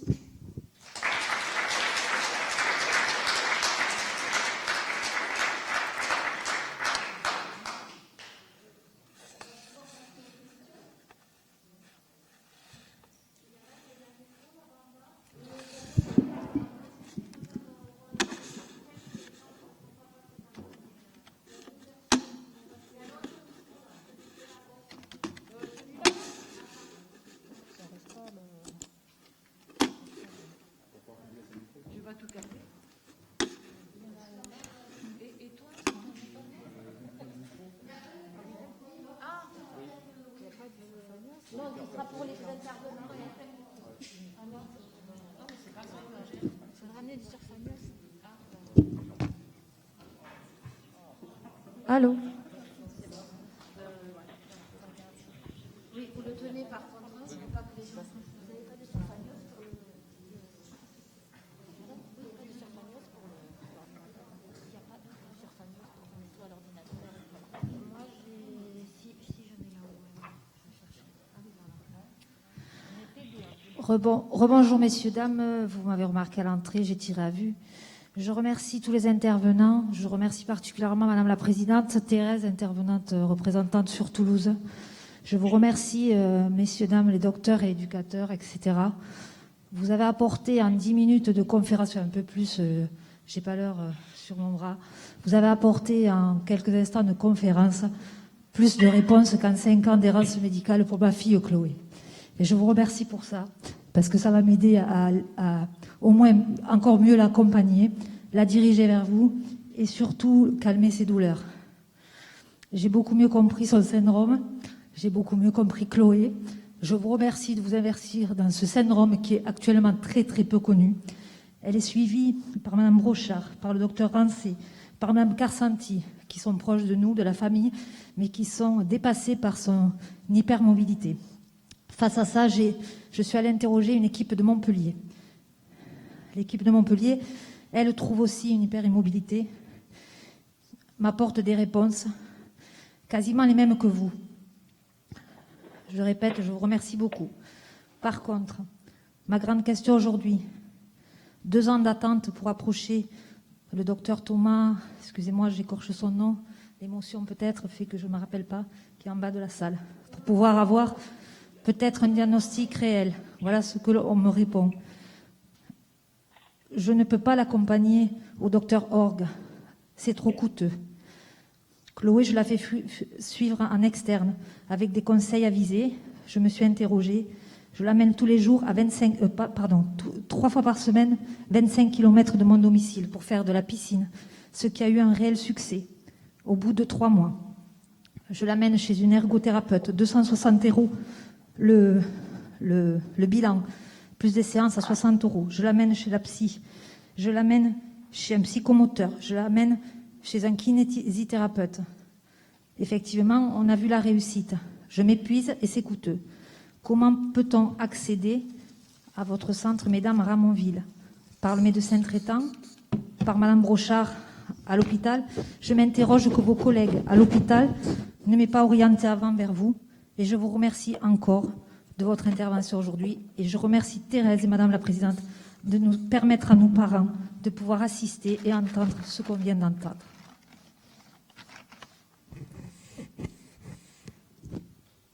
Alors, merci beaucoup pour votre témoignage. Alors, 2 ans d'attente, je pense. Alors, je ne sais pas quel est le circuit pour pour votre jeune fille, mais avec Catherine, je pense qu'on est plutôt à 4 à 6 mois. Voilà, donc c'est ce que je dirais un petit peu.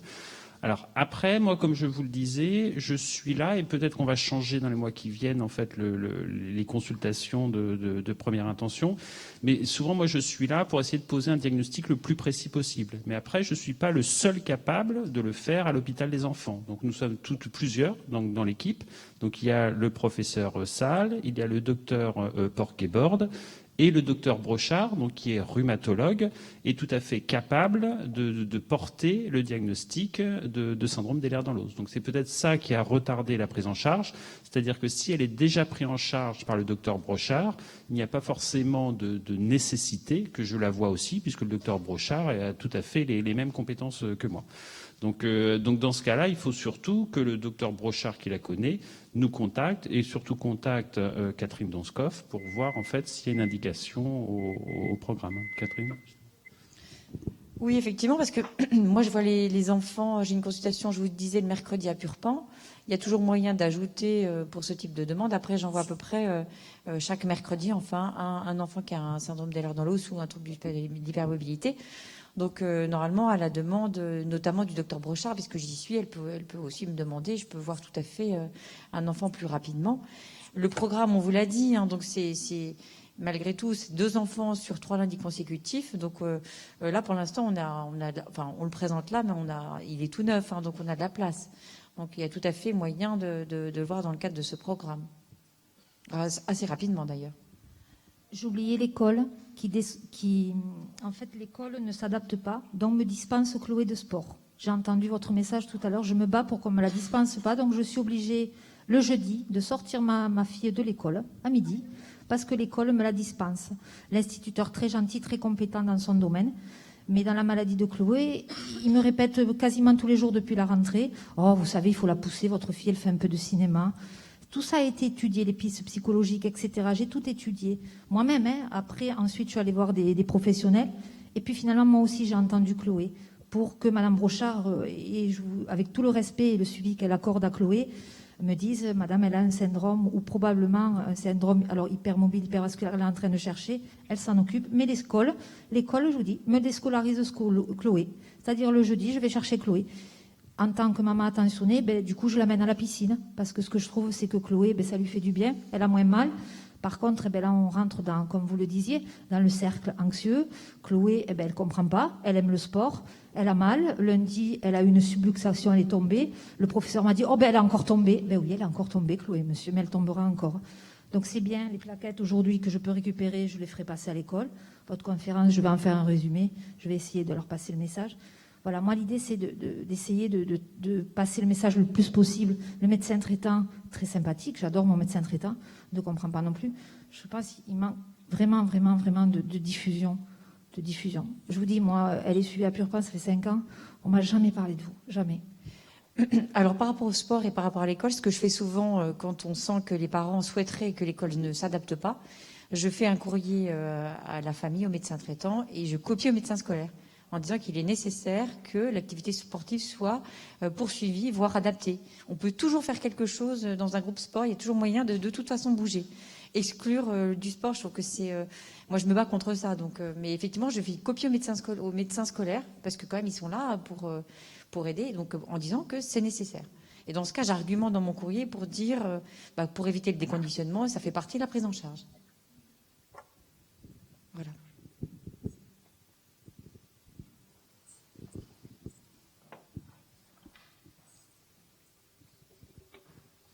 Bonjour, j'ai juste une petite question. J'ai mon épouse qui est atteinte du syndrome. Du coup, notre fille, c'est pas une conséquence, mais on s'est rendu compte qu'elle était atteinte très tard. Elle a 26 ans. Elle vient d'avoir un bébé qui a 5 mois au jour d'aujourd'hui. À quel âge on peut commencer? On peut espérer poser un diagnostic pour ce gamin qui présente quelques trucs qui pourraient, par exemple, le palais de forme ogive, etc.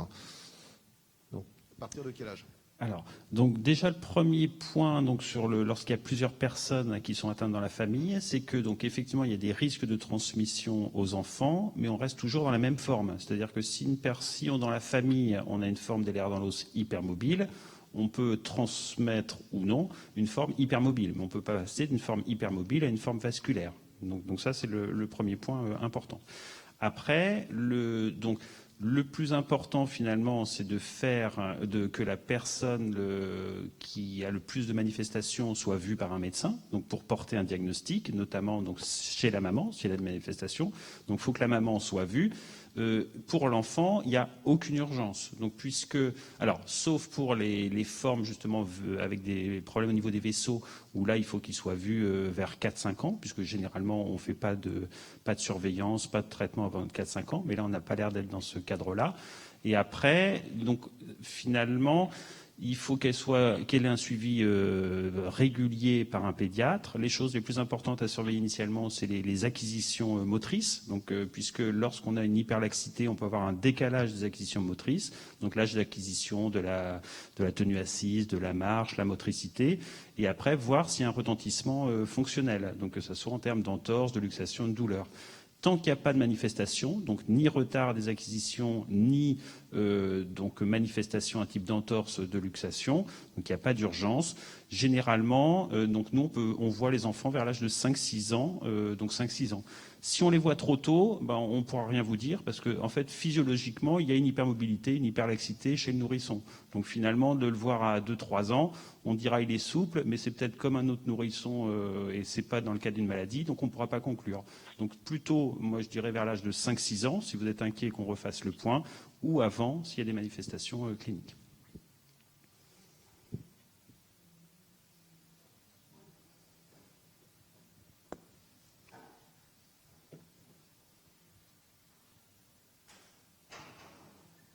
Bonjour, c'est pour Catherine Loskov. Par rapport aux vêtements compressifs, je voudrais savoir quand c'est que vous les prescrivez et puis le recul que vous avez par rapport à la douleur, au contrôle musculaire, à la fatigabilité et puis quelle est la compliance de ce traitement avec les enfants? Est-ce qu'ils acceptent de porter, de mettre quotidiennement ces vêtements compressifs? Alors, en fait, il faut cibler souvent ceux qui ont des douleurs partout. Je ne vais pas mettre des vêtements compressifs partout, ça c'est sûr. Il faut cibler l'articulation la plus douloureuse. Par exemple, celle qu'on met beaucoup, c'est pour les mitaines, pour les douleurs à l'écriture. Et ça, c'est vrai que ça marche vraiment bien. Enfin, Marie-Marie le dira aussi. Et c'est utilisé pour les périodes avec une longueur d'écrit. Ça, c'est vrai moi j'en prescris souvent et elles sont relativement bien mises. Sur le recul, après on les change. Moi, ceux que je vois régulièrement me le redemandent. En tout cas pour les mitaines, pour le côté, pour la main qui écrit. Après, pour les vêtements compressifs, effectivement, sur les articulations périphériques douloureuses, en fait, quand c'est les chevilles, finalement, pour des petits, un chaussage montant bien contenant est souvent parfois plus utile, mais ça c'est pour les petits que je peux le dire.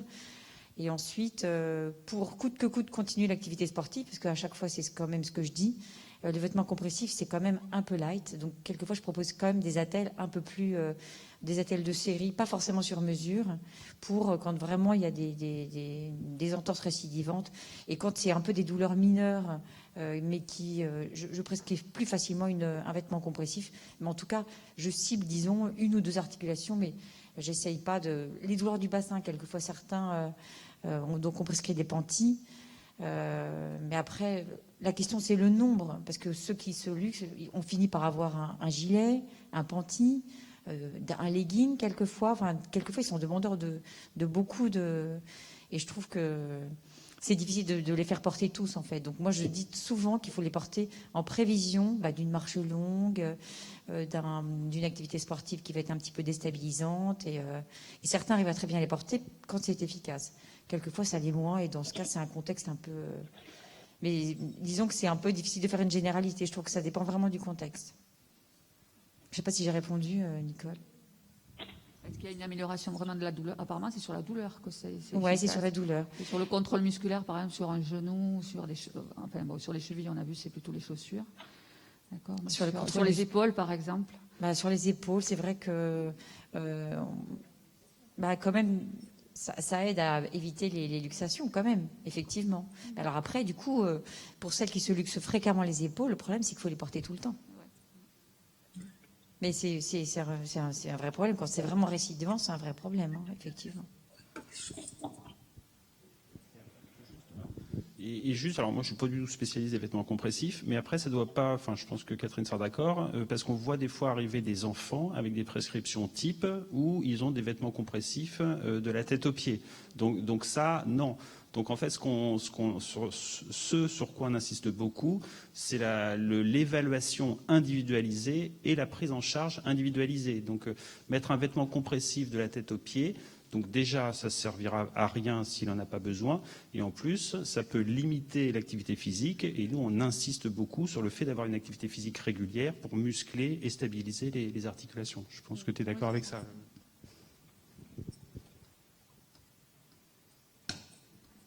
Oui, bonjour. Je ne sais pas si vous m'entendez.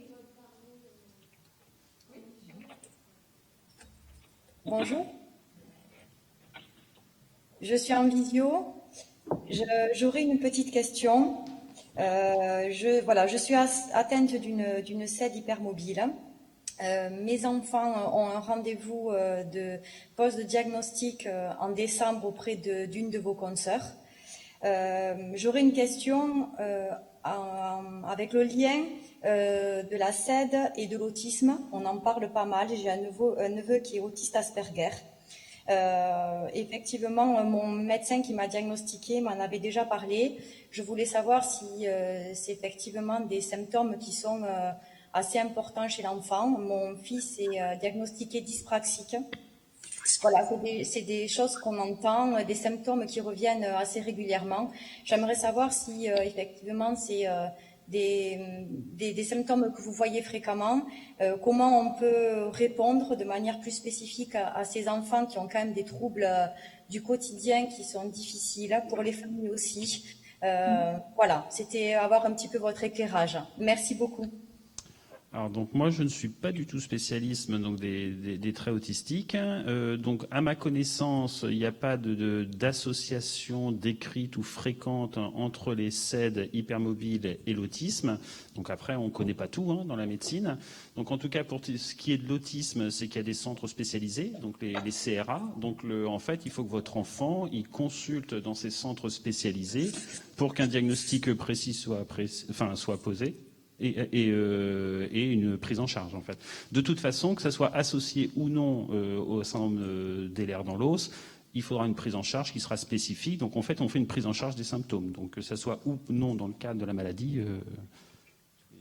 Oui, il faut surtout qu'il y ait une évaluation pédopsychiatrique qui puisse être faite pour voir effectivement si la dyspraxie est isolée ou si effectivement elle s'intègre dans le cadre d'une association de symptômes avec une dysorthographie, d'autres signes, une instabilité, d'autres signes qui pourraient faire évoquer effectivement un trouble du spectre autistique. Et si le pédopsychiatre évalue qu'il y a potentiellement des risques, à ce moment-là, il vous adressera vers le centre de ressources spécialisées sur l'autisme. Mais là, les délais sont effectivement excessivement longs. Donc, avant d'avoir un diagnostic au CRA, je crois qu'il faut effectivement qu'il y ait une évaluation pédopsychiatrique des troubles neurodéveloppementaux pour voir effectivement si cette dyspraxie est isolée ou si elle s'intègre aussi à d'autres formes de difficultés. Non, en fait, le diagnostic est déjà posé de l'autisme Asperger par le CRA.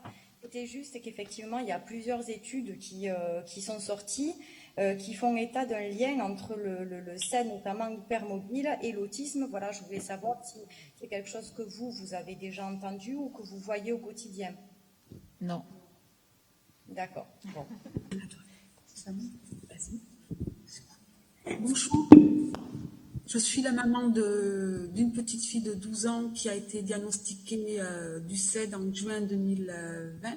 Et elle fait régulièrement des crises d'hystomie. Et j'aurais voulu savoir comment faire pour l'aider au niveau de ce contrôle-là, de la soulager au niveau des douleurs, s'il vous plaît. Je n'ai pas entendu des crises de quoi ? Dystomie. Ça veut dire dystomie oui, côté gauche. C'est-à-dire que ça se présente comment? Mais c'est-à-dire qu'elle se bloque en position assise, elle ne peut pas se relever. On est obligé de l'aider sous les bras pour l'aider à se relever. Le côté gauche est plus touché, donc elle a des grosses difficultés dans la douche et au geste du quotidien de lavage des cheveux au niveau de la douche. Elle est suivie par une ergo depuis octobre 2016 parce qu'elle est dyspraxique visuospatiale et gestuelle en plus du syndrome du SED. Et c'est vrai que ça engendre beaucoup de difficultés au quotidien. Donc, j'aurais voulu savoir comment faire pour mieux l'aider, quoi. Alors, typiquement, je pense que là, on est dans le cadre de, effectivement, la nécessité d'une évaluation globale pour voir effectivement quelle est la cause, effectivement, est-ce que c'est une instabilité articulaire, quelle est la cause véritablement de ces phénomènes de blocage. Pourquoi elle se bloque plus d'un côté que d'un autre, et en fonction de ça, il faudra déjà voir s'il y a des possibilités soit de rééducation, soit de mise en place d'orthèses ou de choses comme ça qui peuvent prévenir ces phénomènes de blocage. Et puis si jamais on n'arrive pas à les prévenir, effectivement, on pourrait proposer une prise en charge de la douleur. Mais si elle se bloque vraiment beaucoup comme ça, l'essentiel, c'est de comprendre pourquoi elle se bloque, quel est le mécanisme de ces blocages, et qu'on traite ces mécanismes. C'est toujours, nous, on a vraiment l'obsession un petit peu de la prévention, plutôt que de simplement traiter les symptômes une fois qu'ils sont là. Il faut vraiment qu'on comprenne d'où viennent ces phénomènes de blocage. D'accord. Donc ça, il faut manifestement qu'elle ait une évaluation globale et pluridisciplinaire, qu'on regarde vraiment tous les facteurs qui peuvent être favorisants de ces phénomènes. D'accord, parce qu'elle a commencé à se bloquer à l'âge de 2 ans et demi, et plus ça va, plus les blocages sont compliqués. Donc, elle est obligée de s'asseoir, de se caler contre un mur pour se relever, et donc ça devient de plus en plus compliqué, quoi. Quand elle est au sol. Je pense qu'effectivement, il faut une évaluation neuro, parce que là, c'est quand même en voilà, situation. quoi, Non, parce qu'il faut voir ce que vous racontez, c'est un petit peu atypique, effectivement. Donc moi, il faut faire un diagnostic, comme disait Agnès. Là, il faut faire un diagnostic. Moi, ça me semble comme ça difficile de répondre. Merci beaucoup, je vous remercie beaucoup. Bonjour, moi j'ai ma fille qui va avoir 6 ans, là, le 25 du mois. Elle vient de rentrer en ULIST, elle a du retard au milieu scolaire. Elle est suivie CMP et tout ce qui va. Je suis diagnostiquée depuis juin 2019 par le docteur Michaud à Joseph Ducoing, syndrome des lèvres dans l'os, et j'ai vu le docteur Thomas Van Den Bosch à Thalys du Salat récemment. Je voulais savoir s'il y avait des chances que la petite puisse être également atteinte de ce syndrome. Donc oui, donc c'est toujours difficile puisque comme on en parlait, donc on ne connaît pas la génétique, mais c'est sûr qu'il y a des formes familiales, donc de syndrome des lèvres dans l'os. Donc il faut donc qu'elle soit évaluée, voir s'il y a une hypermobilité, des signes cliniques, un retentissement. Donc là, il faut qu'il y ait une consultation médicale. Donc en fait, il y a toujours 2 temps. 1, avoir un diagnostic précis, et 2, la prise en charge en fonction du retentissement. Donc là, c'est vrai que c'est un petit peu difficile de répondre, donc, puisqu'il faut que votre enfant soit vu en consultation. Elle doit être vue à Purpan, logiquement, le 14 décembre. Je dis bien logiquement parce qu'avec la crise qu'on traverse, je ne sais pas si ça a été maintenu. Si, les consultations. Et elle a été vue par le docteur Julia l'année dernière. Justement, parce que c'est elle qui m'a écarté le syndrome de Marfan. D'accord, donc très bien. Donc le docteur Julia, elle est généticienne, donc elle est comme nous, elle est tout à fait capable de porter des diagnostics précis. D'accord. J'aurais aussi une question, si c'est possible. Donc j'ai une fille de 20 ans qui a été diagnostiquée SED hypermobile au mois de mai 2020, et j'ai une fille de 14 ans. Alors aujourd'hui, elle n'a pas de problème de douleur, toutefois elle a des problèmes au collège, elle a des problèmes en sport, parce qu'elle est très très maladroite. Donc en gros, au début, ce qui s'est passé, c'est que son professeur de sport disait qu'elle ne faisait pas attention, qu'elle faisait n'importe quoi. Ensuite, quand elle court, elle a la respiration qui se bloque. Donc, elle expliquait ça à son prof de sport qui pensait aussi qu'elle se moquait d'elle. Actuellement, elle a des problèmes de mémoire, c'est-à-dire qu'elle dit qu'elle étudie des définitions le soir et le matin, elle a oublié. Et elle a des problèmes de troubles de l'attention. L'an dernier, ses professeurs se plaignaient beaucoup d'elle parce qu'ils disaient qu'elle était comme endormie, c'est-à-dire qu'elle écoutait le cours 2 minutes et ensuite elle regardait par la fenêtre parce qu'elle n'écoutait plus rien. Donc en fait, je voulais savoir vers quel spécialiste je pouvais me tourner parce qu'aujourd'hui, c'est vrai qu'elle n'a pas de gros problèmes de douleur, comme sa sœur qui a 20 ans. Mais est-ce qu'il faut aller voir un orthophoniste? Est-ce qu'il faut essayer de diagnostiquer le syndrome de l'air dans l'os? Enfin, je ne sais pas trop par quoi commencer en fait. Alors donc moi je peux donc le plus important au départ, c'est que votre médecin généraliste ou votre pédiatre, donc lui qui est un médecin qui va pouvoir voir un petit peu les plaintes, faire un examen clinique et lui va être capable d'orienter ou non vers le diagnostic. Donc même s'il n'est pas spécialiste du syndrome des lèvres dans l'os, donc s'il y a des manifestations d'hyperlaxité, de douleur et de choses comme ça, nous on pourra le voir en consultation. Si c'est plus des difficultés au niveau scolaire, donc ça peut se faire plutôt en neuropédiatrie. Donc là, le médecin, c'est important que le médecin référent de l'enfant fasse le point et s'adresse aux spécialistes impliqués. Après, on a l'impression qu'effectivement, il y a un trouble des apprentissages qui est plus global. Donc, effectivement, en première ligne, c'est le médecin traitant. Vous parlez de difficultés il peut y avoir un bilan orthophonique, effectivement. Et après, il y a les centres de compétences pour les troubles des apprentissages. Donc, effectivement, il y a la partie syndrome des lèvres dans l'os, mais ensuite, il y a le trouble des apprentissages.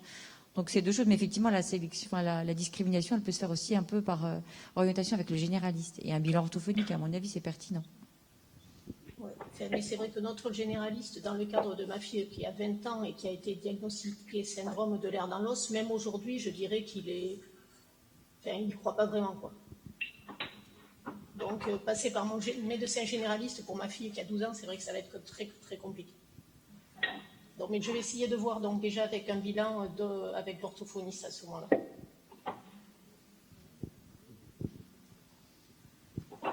Merci. Moi, je voudrais intervenir et revenir sur le CED. Je suis passée, madame, pour vous aider, au-delà de médecins qui pensaient qu'elle n'avait peut-être pas le CED, et j'ai quand même entendu toutes les pistes.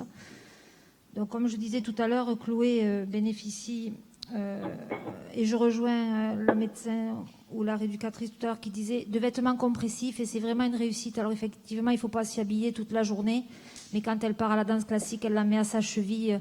Ça fait 4 mois et avec de réelles réussites. Quand elle écrit à l'école, elle le met au poignet et avec une réelle réussite. Pour les troubles ascensionnels, etc., elle fait de l'orthophonie 3 fois par semaine avec une réelle réussite. Effectivement, comme vous le disiez, c'est une prise en charge multidisciplinaire, globale, peut-être lourde, mais efficace. En fait, du moins, moi, c'est le témoignage que je vous porte. Donc, après 4 mois, on a une réelle réussite. Et pour la dame qui parlait de dystonie, pareil pour Chloé. La piscine, 3 fois par semaine, c'est lourd, mais en attendant, au bout de 4 mois, j'ai une enfant qui est moins anxieuse, qui est moins douloureuse, qui peut évoluer davantage. Voilà, c'est une prise en charge multidisciplinaire, je vous rejoins. Mais nous, on a le témoignage que c'est une prise en charge globale, mais efficace. Orthophonie, ergothérapeute, psychomotricien, kiné-piscine, voilà, psychologue.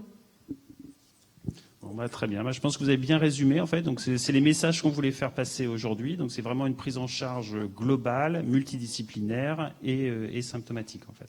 Alors, on va peut-être continuer parce que sinon, il y a toute la partie adulte à traiter aussi ce matin. Après, on est disponible pour répondre aux questions après ou une dernière, si vous voulez. Oui. Ou alors pendant la pause, comme vous voulez, Madame Pépé-Borin. Parce qu'encore, il y a beaucoup de présentations encore après. Ok, ça va, on est dans les temps. Bon, très bien. Excusez-moi, voilà. Pendant la grossesse, j'ai eu une grossesse extrêmement compliquée, vraiment extrêmement compliquée. J'ai fait un placenta insérer avec une hémorragie à 7 mois de grossesse. J'aurais voulu savoir si le fait qu'elle ait été diagnostiquée au niveau du CED, c'est un rapport ou pas par rapport au placenta insérer. Alors c'est pareil, moi je suis pas obstétricien, mais à mon avis le placenta non. Par contre, du fait de cette fragilité, cette souplesse des tissus, il peut y avoir des difficultés au moment de l'accouchement ou des déchirures. Donc ça c'est quelque chose de très classique. Sur l'implantation du placenta, pas à ma connaissance. D'accord. Merci. Bonjour. J'ai été diagnostiquée SAID hypermobile et ma fille le syndrome de spectre hypermobile. Et c'est vrai, alors je comprends que vous fassiez de votre mieux pour tout, mais de l'extérieur, c'est vraiment une galère du quotidien. Est-ce qu'il existe un réseau de médecins ou de pédiatres qui connaissent ce syndrome, qui a été formé par vous, ou en tout cas sensibilisé, parce que il est difficile de vous voir en consultation parce que vous êtes hyper chargé. Et du coup, quand il y a des phénomènes, alors, il y a les douleurs du quotidien, mais quand il y a les douleurs de crise, elle a eu un problème d'algodystrophie, ça a duré 4 mois de fauteuil roulant. Et là, elle n'est plus à l'école depuis 3 semaines parce qu'elle a des douleurs de ventre qui sont vraiment incompatibles. Alors en fait, ce qui est très compliqué, c'est que finalement, le centre de référence des syndromes des lèvres dans l'os non vasculaire, donc hypermobile, a été créé donc il n'y a pas très longtemps en fait, en 2018. Et nous, comme on était centre de compétences maladies osseuses constitutionnelles, on a eu de ce fait la compétence syndrome des lèvres dans l'os. Parce qu'au départ, on est surtout spécialisé dans les maladies osseuses constitutionnelles. Alors ça faisait longtemps, comme on a toute une équipe, donc avec Madame Blanc et tout ça, sur la prise en charge des maladies osseuses. Donc ça faisait longtemps qu'on voyait des patients avec des suspicions des lèvres dans l'os, comme diagnostic différentiel de maladies osseuses, de maladies de Marfan, etc. Mais c'est vrai que depuis qu'on a eu le label centre des lèvres dans l'os non vasculaire, on a eu un afflux de personnes, mais énorme, puisque on a des gens qui nous sollicitent de toute la France, parce qu'en fait les difficultés sont un petit peu sur toute la France, qui nous sollicitent de toute la France, enfants mais aussi adultes, alors que nous on est pédiatres, et donc c'est vrai qu'on ne fait pas face en fait. Et là donc le docteur Donskoff essaye de mettre plein de choses en place, mais on va vite, il y a un embouteillage. Alors on a essayé, c'est pour ça en fait le questionnaire qu'on a essayé de mettre en place avec le docteur Donskoff, c'est pas pour trier les patients, mais c'est pour prioriser les demandes en fait. Donc c'est pour ça qu'on essaye de faire remplir un questionnaire en essayant d'évaluer, après le questionnaire est probablement imparfait, les enfants qui nécessitent une prise en charge plus rapidement. Mais bon, après, il faut savoir que le label centre de compétences LR dans l'os, on a 0 moyen. Donc c'est-à-dire que là, avec un afflux, alors je ne sais pas par combien ça a été multiplié, on a un afflux très important de personnes à moyens constants. Donc là, on ne fait pas face. Donc ça, c'est sûr. Mais c'est pas de notre faute. Peut-être on est très vigilant effectivement au problème de déscolarisation. Il faut sans doute certainement pas laisser un enfant se déscolariser parce que ça, on sait que ça entraîne en soi-même des conséquences importantes. Donc si elle a effectivement des douleurs abdominales, il faut probablement qu'elle soit vue par le pédiatre qui verra si c'est nécessaire de l'envoyer chez un gastropédiatre. Là, il y a des gastropédiatres en ville avec lesquels on peut avoir des rendez-vous très rapides. Et en fonction parce que c'est toujours la même chose. On peut avoir un syndrome des lèvres dans l'os et puis une pathologie autre à côté. Oui. Donc il faut bien sûr toujours éliminer, avant d'imaginer qu'une pathologie, que ce soit pour les migraines ou pour les douleurs abdominales, c'est lié au syndrome des lèvres dans l'os, il faut avoir éliminé les autres causes. Mais en fait, c'est ce qui a été fait, échographie, prise de sang, et comme elles sont normales, il lui dit retourne à l'école. Non, donc à ce moment-là, il faut qu'il y ait un avis spécialisé d'un gastropédiatre, et en fonction de ça, nous, on peut la recevoir dans le cadre de la consultation douleur et voir qu'est-ce qu'on peut faire pour ça. Il faut être certain, effectivement, et le cadre de la consultation douleur, c'est pour ça. Et c'est vrai que nous, on essaye de prioriser. On a aussi des listes d'attente importantes. Les enfants qui sont déscolarisés, on essaye de les mettre dans le devant de la pile pour justement éviter ces phénomènes de déscolarisation, qui est fondamental. Merci. Et excusez-moi, pour le programme dont vous parlez du docteur Roscoff, enfant, c'est jusqu'à quel âge pour vous ? Alors, c'est vrai qu'on n'a pas mis d'âge, on n'a pas mis de limite d'âge, mais effectivement, on a eu jusqu'à présent des enfants qui étaient entre 8 et 12 ans. Mais après, c'est vrai qu'on essaye de faire de deux enfants qui soient associés un petit peu en termes d'âge. Et c'est jusqu'à 18 ans, mais bon, a priori, voilà, c'est ça, c'est 6, 18, je dirais. D'accord, merci.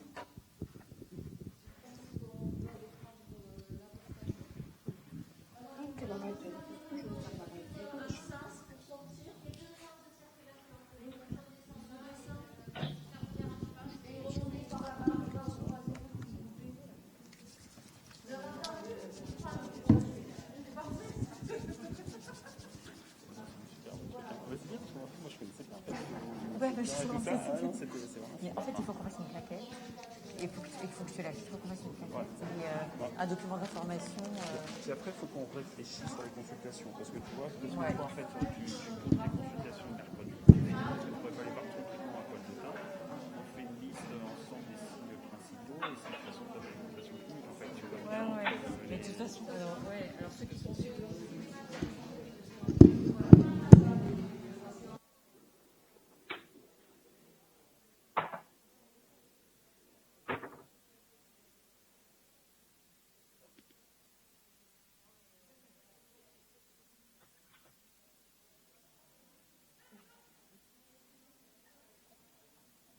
Tu as un